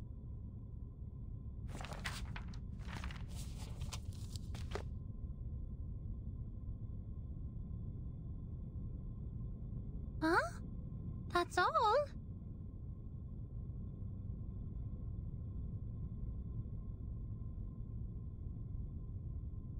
Submitting such an unfinished report would only cause problems for the reviewers and evaluators, but this investigator didn't even write down their name. Don't worry, Ms. Burnish. I'm familiar with this situation. Every time, after the brave Typhon defeats Jupiter, he returns to the Auto Island. But each time we twist the ear of Mr. Glassbox, Typhon will show up again and again. Ms. Moisson told me the ear is the key to bringing back our hope. Wait, don't tell me you are talking about the shows on the mechanical television?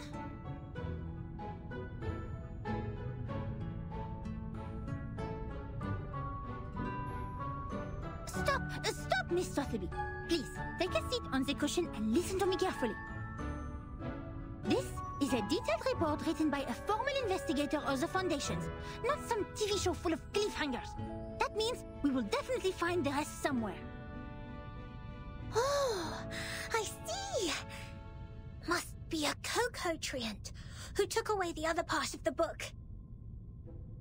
Usually, they will be attracted by Luna Fixer, and by following their traces, we'll find their lairs in the stable. You mean someone took it away? That's highly possible. Data loss is not allowed in the Foundation, especially under the Monitor Assistance Management. We must prepare Luna Fixer. Don't forget their favorite jigging magical beans.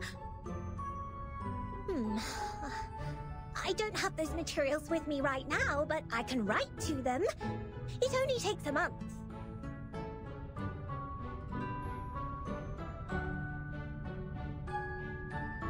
Nuh-uh, we don't need that.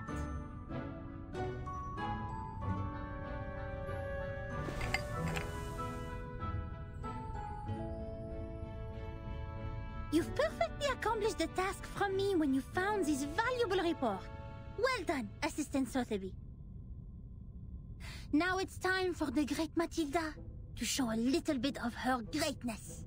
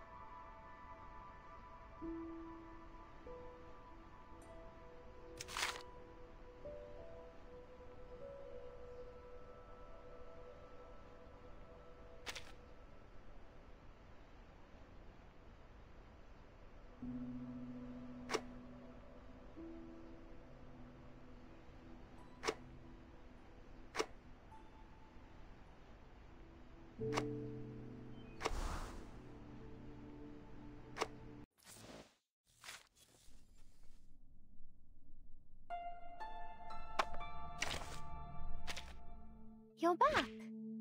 Of course you are. Because this place is the origin.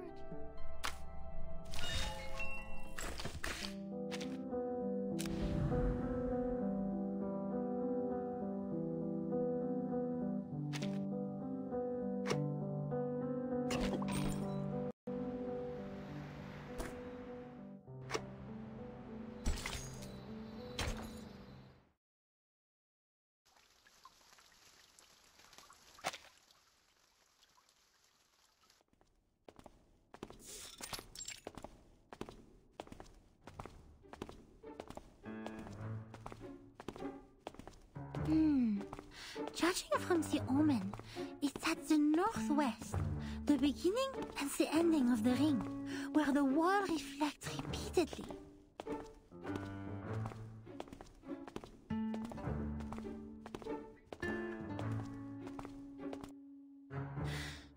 The northwest of SPDM. This one is straightforward. The beginning and the ending of the ring is not a problem either. The icon of the computing center is exactly the Ouroboros, a serpent eating its own tail. Here we are. But where the wall reflects repeatedly, does that mean a closed room with mirrors? The mirror in the display center is a huge kinescope in the wall, and the one in the airtight laboratory is a crystal clear observation window. The one in the rehab center? No. The mirrors in the operation room have been replaced with curved electronic screens of steel structure after that xenopilot made a scene. So, where is the answer?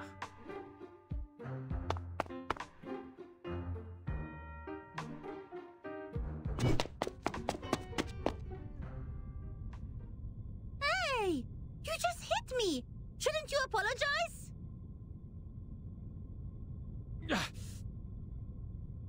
Where did you come from, dork? Wasting my time.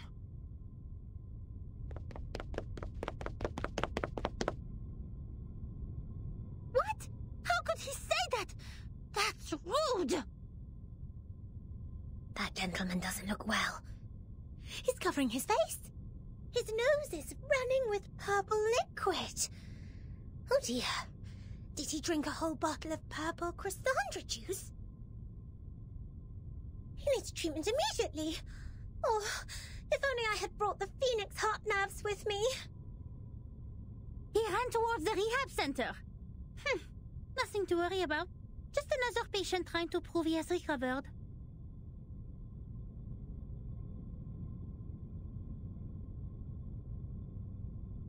The rehab center has all the facilities and medicines he needs. He will be properly treated. But why is he wearing the uniform of Laplace? And where's the receptionist here?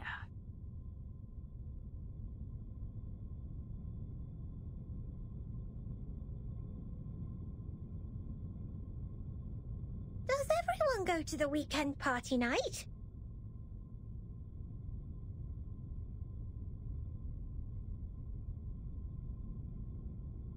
Absolutely not. The researchers here are too busy to do that. The computing center is working on the most urgent and vital project, the research on the immunity to the storm. We should not disturb them unless it's an emergency. So please stop calling the office and put down the telephone, Miss Sotheby. This is not the ear of a tea kettler, and it won't take you to any twist balls.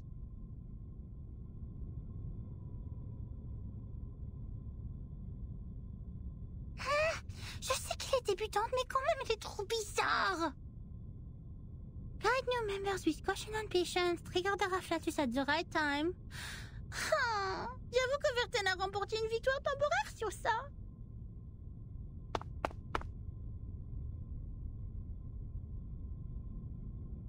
Miss Boonish, I just read the map on the counter. You mentioned where the wall reflects repeatedly. Does the vision refer to the racquetball center here? You see, its icon is a bouncing ball. Let me take a look.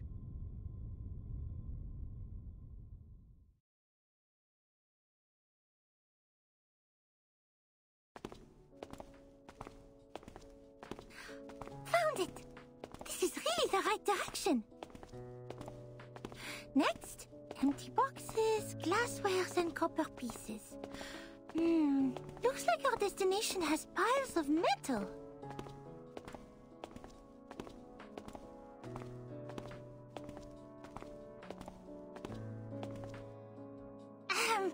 Good job, Assistant Sotheby.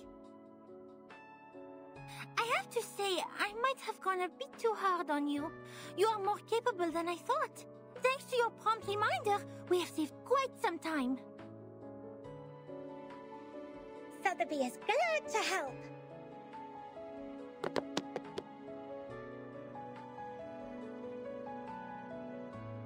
Miss Boonish, since you're such a talented diviner, why don't you just divine the reason for the storm with your inherited arcanum ability? According to Ms. Moisson, the reason still remains a mystery.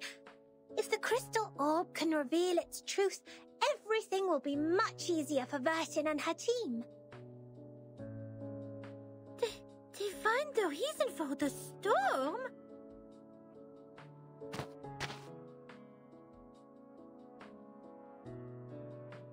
That's impossible for sure. It's a typical mistake of laymen to believe one can see everything through divination. You are an expert on potions and arcane creatures, but you have little knowledge on other subjects. Haven't you received any systematic education on Arcanum? Education on Arcanum? I'm of course well educated in Arcanum, with Ms. Moisson as my tutor, and my arcane friends such as Typhon from the Auto Island, Jupiter, and... Alright, enough!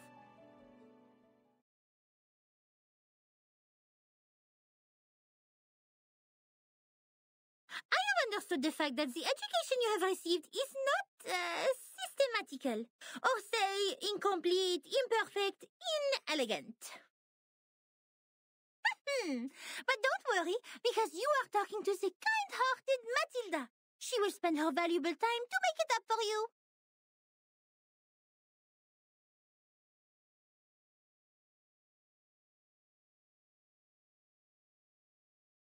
In fact, the system of Arcanum knowledge is not completely separated from that of human science. For example, the modern pharmacy and chemistry actually originated from the experiments of potions and alchemy in the ancient times.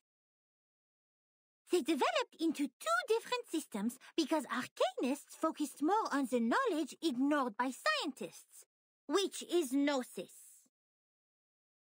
The knowledge we learn from divination is exactly under this category. Wow!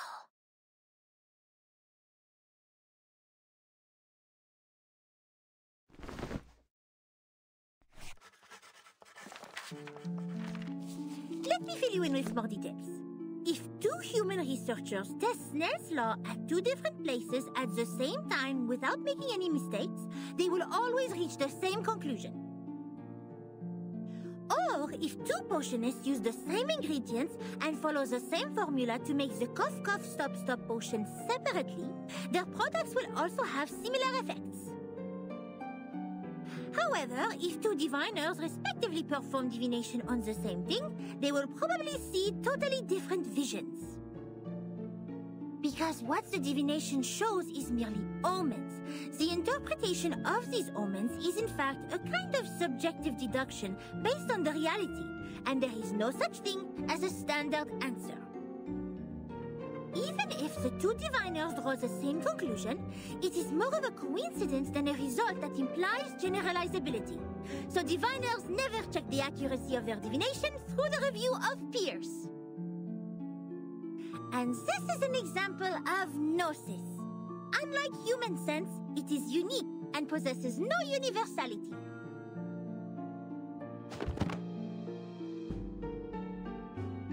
In other words, even if someone finds out a reason for the storm through divination, they can't have other diviners verify it, because 100 different diviners will give out 100 different conclusions. The scene will be even busier than a concert at Musikverein. That being said, the more possible result we get from the divination is nothing. Divination cannot bring knowledge which the diviners have never learned. The divination of such world-class knowledge, as complicated as the reason for the storm, can only be performed by world-class diviners. We may find one or two diviners like that if time continues to be reversed. Like Nostradamus. But he lived in the 16th century. Besides, even Nostradamus is not always right. But Miss Buaniche is! Thanks to your divination, we're getting closer and closer to that report, right?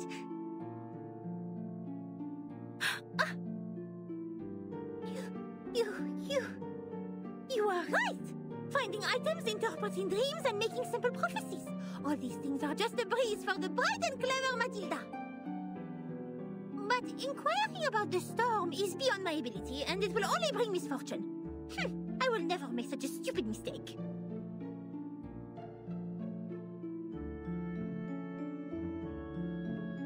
In fact, this half of the report and the handwriting of the author are perfect divination media. Besides, our target is not far away from us, and I'm familiar with the surroundings, which have made things much easier than usual. It is true diviners can improve the accuracy and controllability of their gnosis by practicing repeatedly, holding the rituals properly, and making targeted preparations. But that still doesn't mean the result will be absolutely accurate.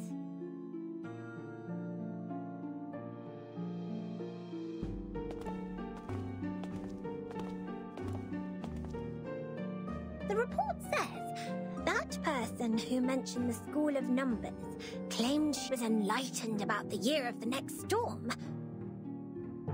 Is that also by divination? I am not sure what kind of arcane skills they used, but numbers are indeed a kind of omen too. I am not talking about the specific knowledge of mathematics, but the numbers themselves, because they are even more abstract than images and languages as kind of symbol. Even so, there is no way for us to verify this prophet, unless it really comes true. That is also why it takes almost nothing to spread a prophecy. My mother told me many people in the outside world write to the Foundation every day, claiming to be prophets who can predict the doomsday and thus requesting unemployment benefits. The doomsday? Unemployment benefits? Oh my! The outside world is far more wonderful than I thought. How fascinating! Miss Buaniche is even greater than I expected. You bet! Wait, did you mean I was not the greatest?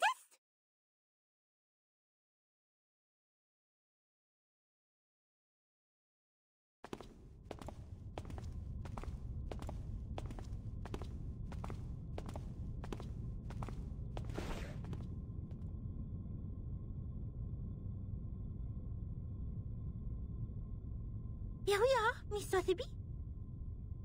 Now, this is the moment to verify the result of my divination.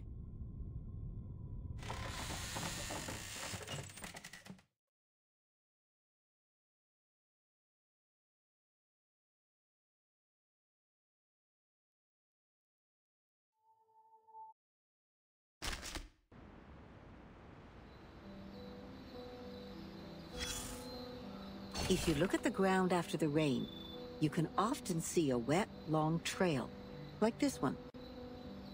At the end of the trail, there may be a snail slowly crawling forward. Yes, forward. The snail marks the direction for us. But what if we don't see any snails at either end? How are we going to distinguish the direction to the future from that to the past? Criterion. Well said, darling. To figure something out, you always need to make deductions based on facts and logical reasoning. What you see is not necessarily true, but what is logical is, because we haven't witnessed or experienced anything illogical so far. If something like that actually happens, it must be because we are too ignorant to understand it for the moment. This point was firmly believed by those researchers who worked in the house like canned sardines. It remained true to them until the first drop of rain rose. The sardines suddenly found that the knowledge they possessed couldn't support the point anymore. The can was opened, revealing a completely different thinking pattern to them. Whatever they used to mend the can, there was still a crevice left between the inside and the outside, and it could be ripped open again at any time. The chaos didn't last. If it really was the rain that swept away the snail and messed up time, then we should look at the silver lining. Does it mean we will find out the truth of time once the secret of the rain is revealed? There has never been a shortcut like this one, since time is only an intangible concept. So then, observation stations were built all over the globe. The staff learned how to collect and keep the valuable samples efficiently, in no time. The little boxes they used to store the raindrops are still being upgraded even now. Order and silence were brought back to the labs. Every piece of gear was placed back on the right track. It was a grand feat, and no one could have accomplished it inside this huge, cumbersome machine, except another machine. She took no sides and sought only predictable results. That's why she made a decision as soon as she read that report and its attachment on her desk. The former was about a delicate component which flapped like a butterfly in that huge machine. And the latter was a piece of paper full of circles and dots. Then she stored the information on her hard disk and destroyed the report. And the paper which claimed to have recorded the locations where the storm might happen, yes, the one with the butterfly-like drawings, was retained for data comparison. It seems she's satisfied with the result.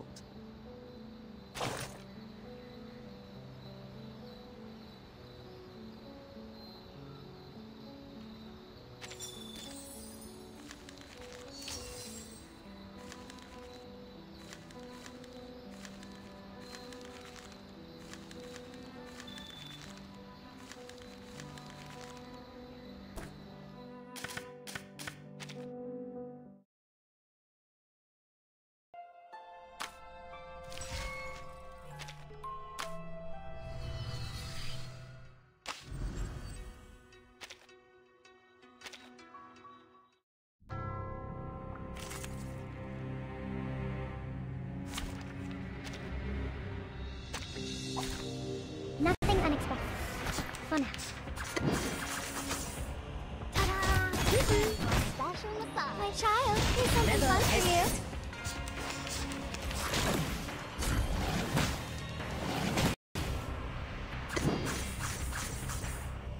A little bit hot here. Conventional choice. I am your amigo.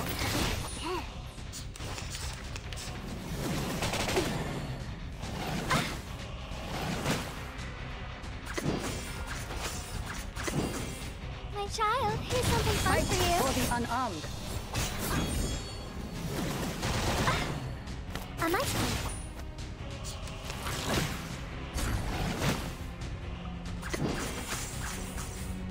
potion dried and I'm alone again. His trumpets sound.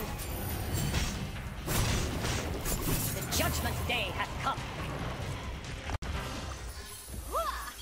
7, 7, 7.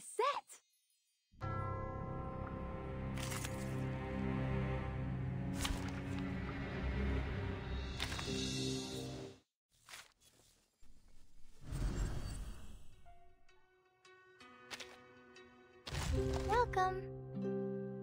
Terrific. I already have a wonderful demonstration. Dust. An excellent result.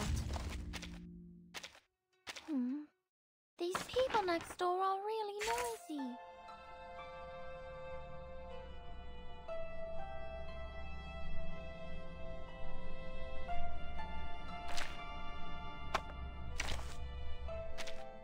You're back. Of course you are. Does this place... You're back. Of course you are.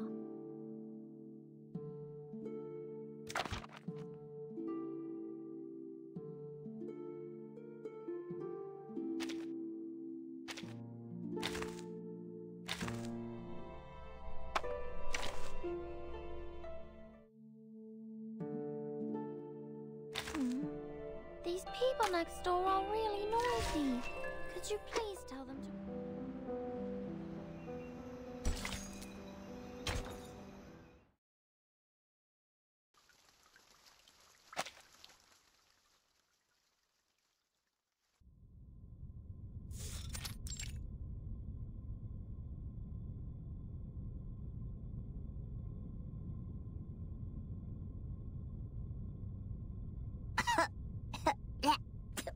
Where are we? Lost and found of the racquetball center?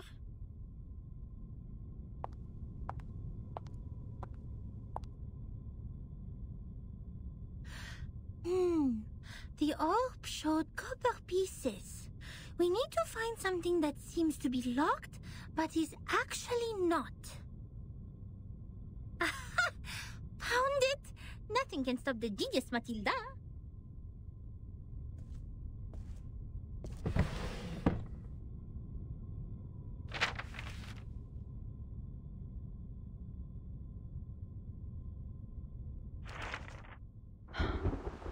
The trip to Egypt didn't go smoothly. The ship was hit by a common storm at sea. We were lost in the fog after that, completely off course. Then something emerged from the water. Since the first storm, the Foundation has received frequent sightings of arcane creatures which should have been extinct in history. I had no idea what I was shooting at, even after I emptied the clip. And I didn't know what to do, so the arcanists brought us back on course. She names the precise longitude and latitude of our location, even without using the sextant in the spare cabin. I wonder how she did that. Perhaps the world did look different in her eyes. Then when I was about to step on a random plank on the ship, she suddenly dragged me back. I thought it was only an inappropriate joke. The next second, the plank broke. I was stunned, and asked her how she saw that coming. She just answered me as if we were talking about the weather. Because that plank is deformed like a rhombus. I was confused. Where is the rhombus? She laughed. The rhombus can't be seen with eyes. You shall close your eyes, hearken to the teaching of the Supreme Existence, and seize the moment of afflatus. Of course, I didn't see anything. Nor did I understand what the moment of afflatus was. Perhaps it's just another privilege enjoyed by arcanists, just like their right to be lunatic. Nevertheless, she reached the correct conclusion in a completely wrong way. Is it really possible? Anyway, she saved my life. But that was not enough to settle the differences between us. She remained rejective to working with the Foundation, and I finally gave up on the attempt to persuade them. My mission on that trip was not to make contact with them, Besides, what we needed was builders of the storm observation system, not some liars who would only make things worse. As for the shelter they took from the storm, she wouldn't say a word, as if she were dealing with a spy who pried to find out the deepest secrets of the Arcanists. In the end, Hugh mediated between us. He gave me an address in Istanbul to which I could send the letters to contact them. After that, I spent more than half a year in the Egypt office. Things were even worse there than I expected. Some have gone missing after the storm. The people who were supposed to be in the Egypt office, according to the member list stored in the headquarters in 1985, were not there when I arrived. The situation could be caused by the limitations of the transmission of paper-based materials, or because the computer was not yet popularized to every corner of the globe at the time. One minor mistake of a copyist could develop into a huge difference. Besides that, the chaos inside Laplace was an even worse issue. I learned that someone published the paper Samplings of Global and Regional Chaotic Energy Route Changes in the name of Butterfly of Lorentz. Apparently they secretly used our sampling sites, yet their research direction and conclusion were radically different from Laplace's. The researchers equally divided into two schools, one sticking to the human technology they have focused on, and one changing their direction to Arcanum. At the time, it was still too early to decide which direction was right, without sufficient experimental data. But many already believed that if time continued to be reversed, human technology would only keep falling into decline, while Arcanum, which relies on personal ability, would rise again. It's true that Gnosis cannot be copied, verified by an independent third party, or comprehended through reasoning. Its nature decides that it cannot lay the foundation of science or be popularized to every ordinary person. It takes solid marble to build a castle, not slippery sand. Even so, what harm will it do to rely on Arcanum, when the underlying logic of all things has become unreasonable?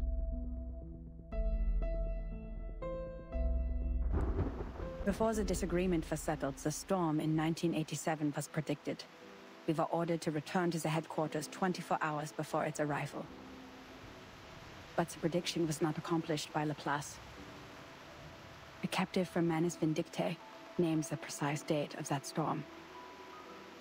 Our enemies, those lunatic xenophobes, valuing only pure blood, made it further than we did. Yes, we built observation stations, we made countless deductions, we developed multiple simulation models.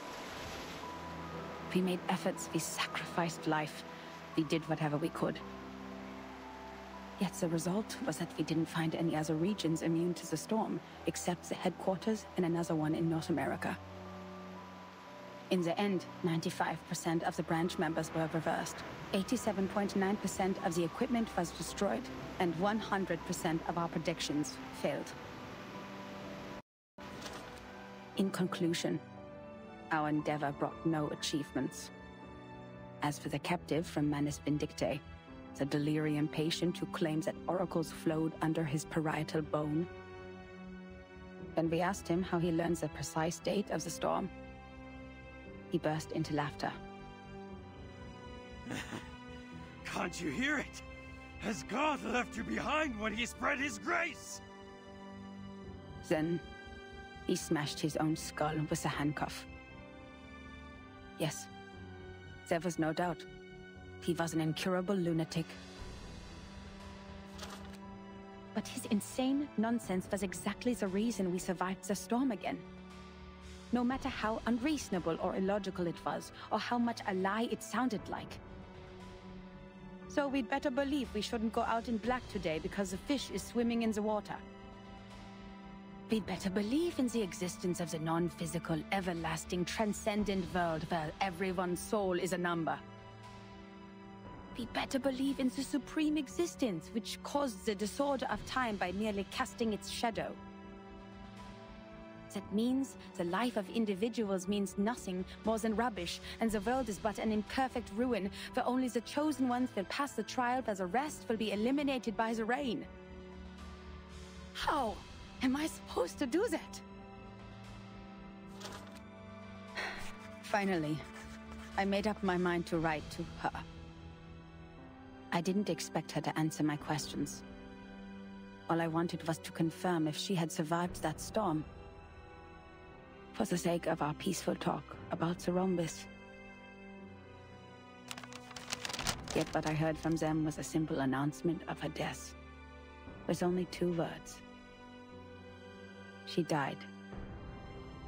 Then it burned and turned to ashes in a second.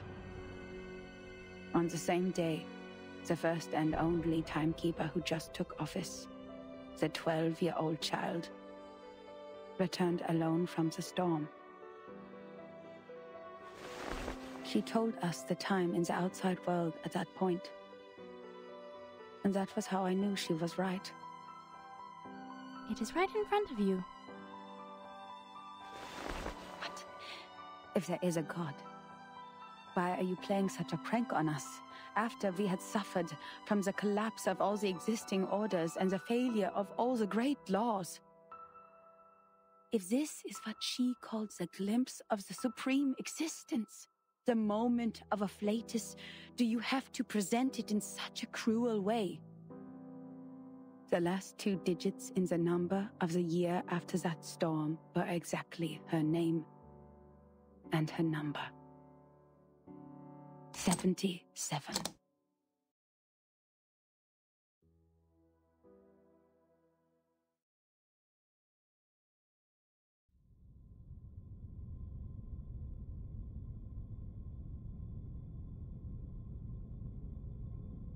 Incroyable! Incroyable! C'est vrai! Quelqu'un a vraiment fait cette prophétie! Ertin and Soneto will be thrilled to know what we found! Well done, Miss Sotheby! You performed as well as a formal investigator! We need to submit this report to your instructor immediately!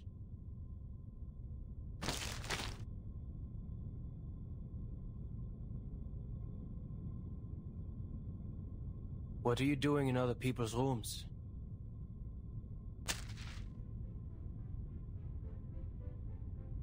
This is my personal item. You have no rights to take it. Please leave immediately. A personal item? This is a precious record that should have been submitted to the Foundation. According to Administration and Regulations for Dispatch Personnel, St. Pavlov Foundation Decree number 259, every member of the Foundation, when acting as a field investigator, is required to create a comprehensive investigation report of all their actions and promptly submit it. And they are obliged to ensure the authenticity, objectivity, and impartiality of the report. No personal bias is allowed in the content. If you have read this report, miss, you should know that it's not even qualified to be filed. But this is an emergency!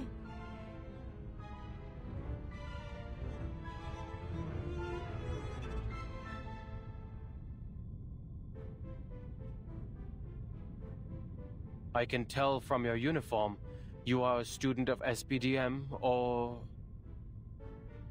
This is Laplace. Do you have your guardian's approval to leave the school, Miss Underage Student? Ufal? I don't need that. I am not a student. You are talking to the exceptionally promoted monitor assistant of SPDM. Here is my ID.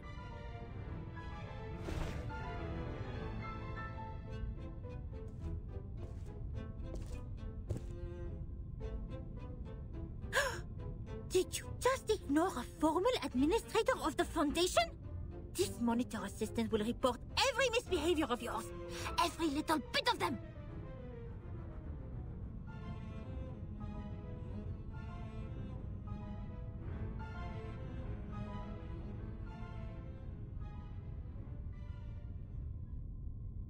Miss Moisson, we found that report here.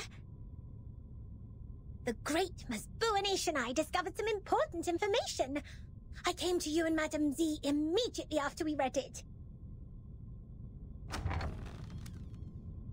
Masbuanish, why are you confronting Mr. Chair?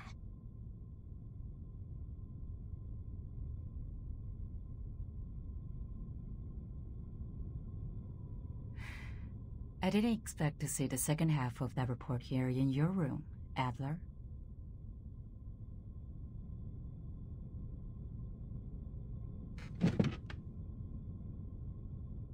Don't call me that, friend. Why not just call me Enigma? Just like everyone else. Relax. I know nicknames mean no harm. But I don't understand. How is a report filled with meaningless words of any concern to you, Madam Z? It provides information about the Arcanist group Virgin is now dealing with. If possible, please give it to me. Of course. How can I turn down a request from Constantine's Chief of Staff? Take it away. I hope you don't mind the mold on it.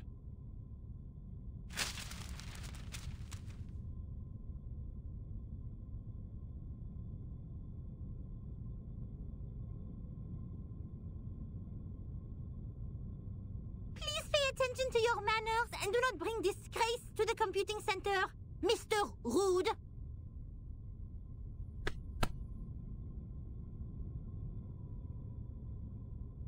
Ms. Buanish? Ms. Sotheby? You've done a great job. I'm sure what you have found would be of great help to Timekeeper.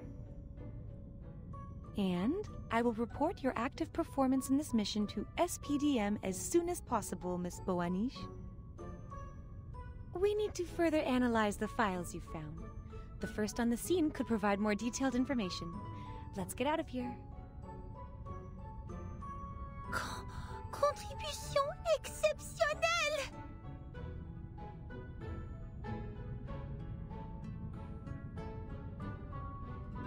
Oh là là, exceptionnel! Non, non! Calme-toi, Mathilda. I didn't accomplish it alone. Assistant Sotheby also played a significant role.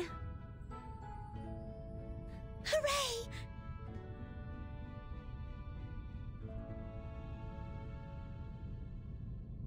That is to say, Miss Burnish, we can start preparing the balloons and flowers for the twist ball.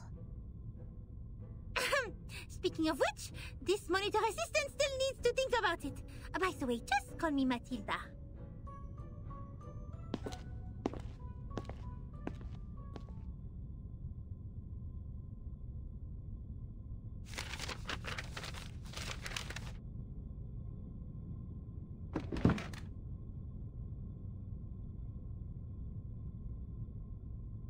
There will be no advance in human technology.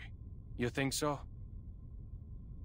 Even the Madame Z has given up on the study of theoretical physics and become a politician. No. I've never thought of that.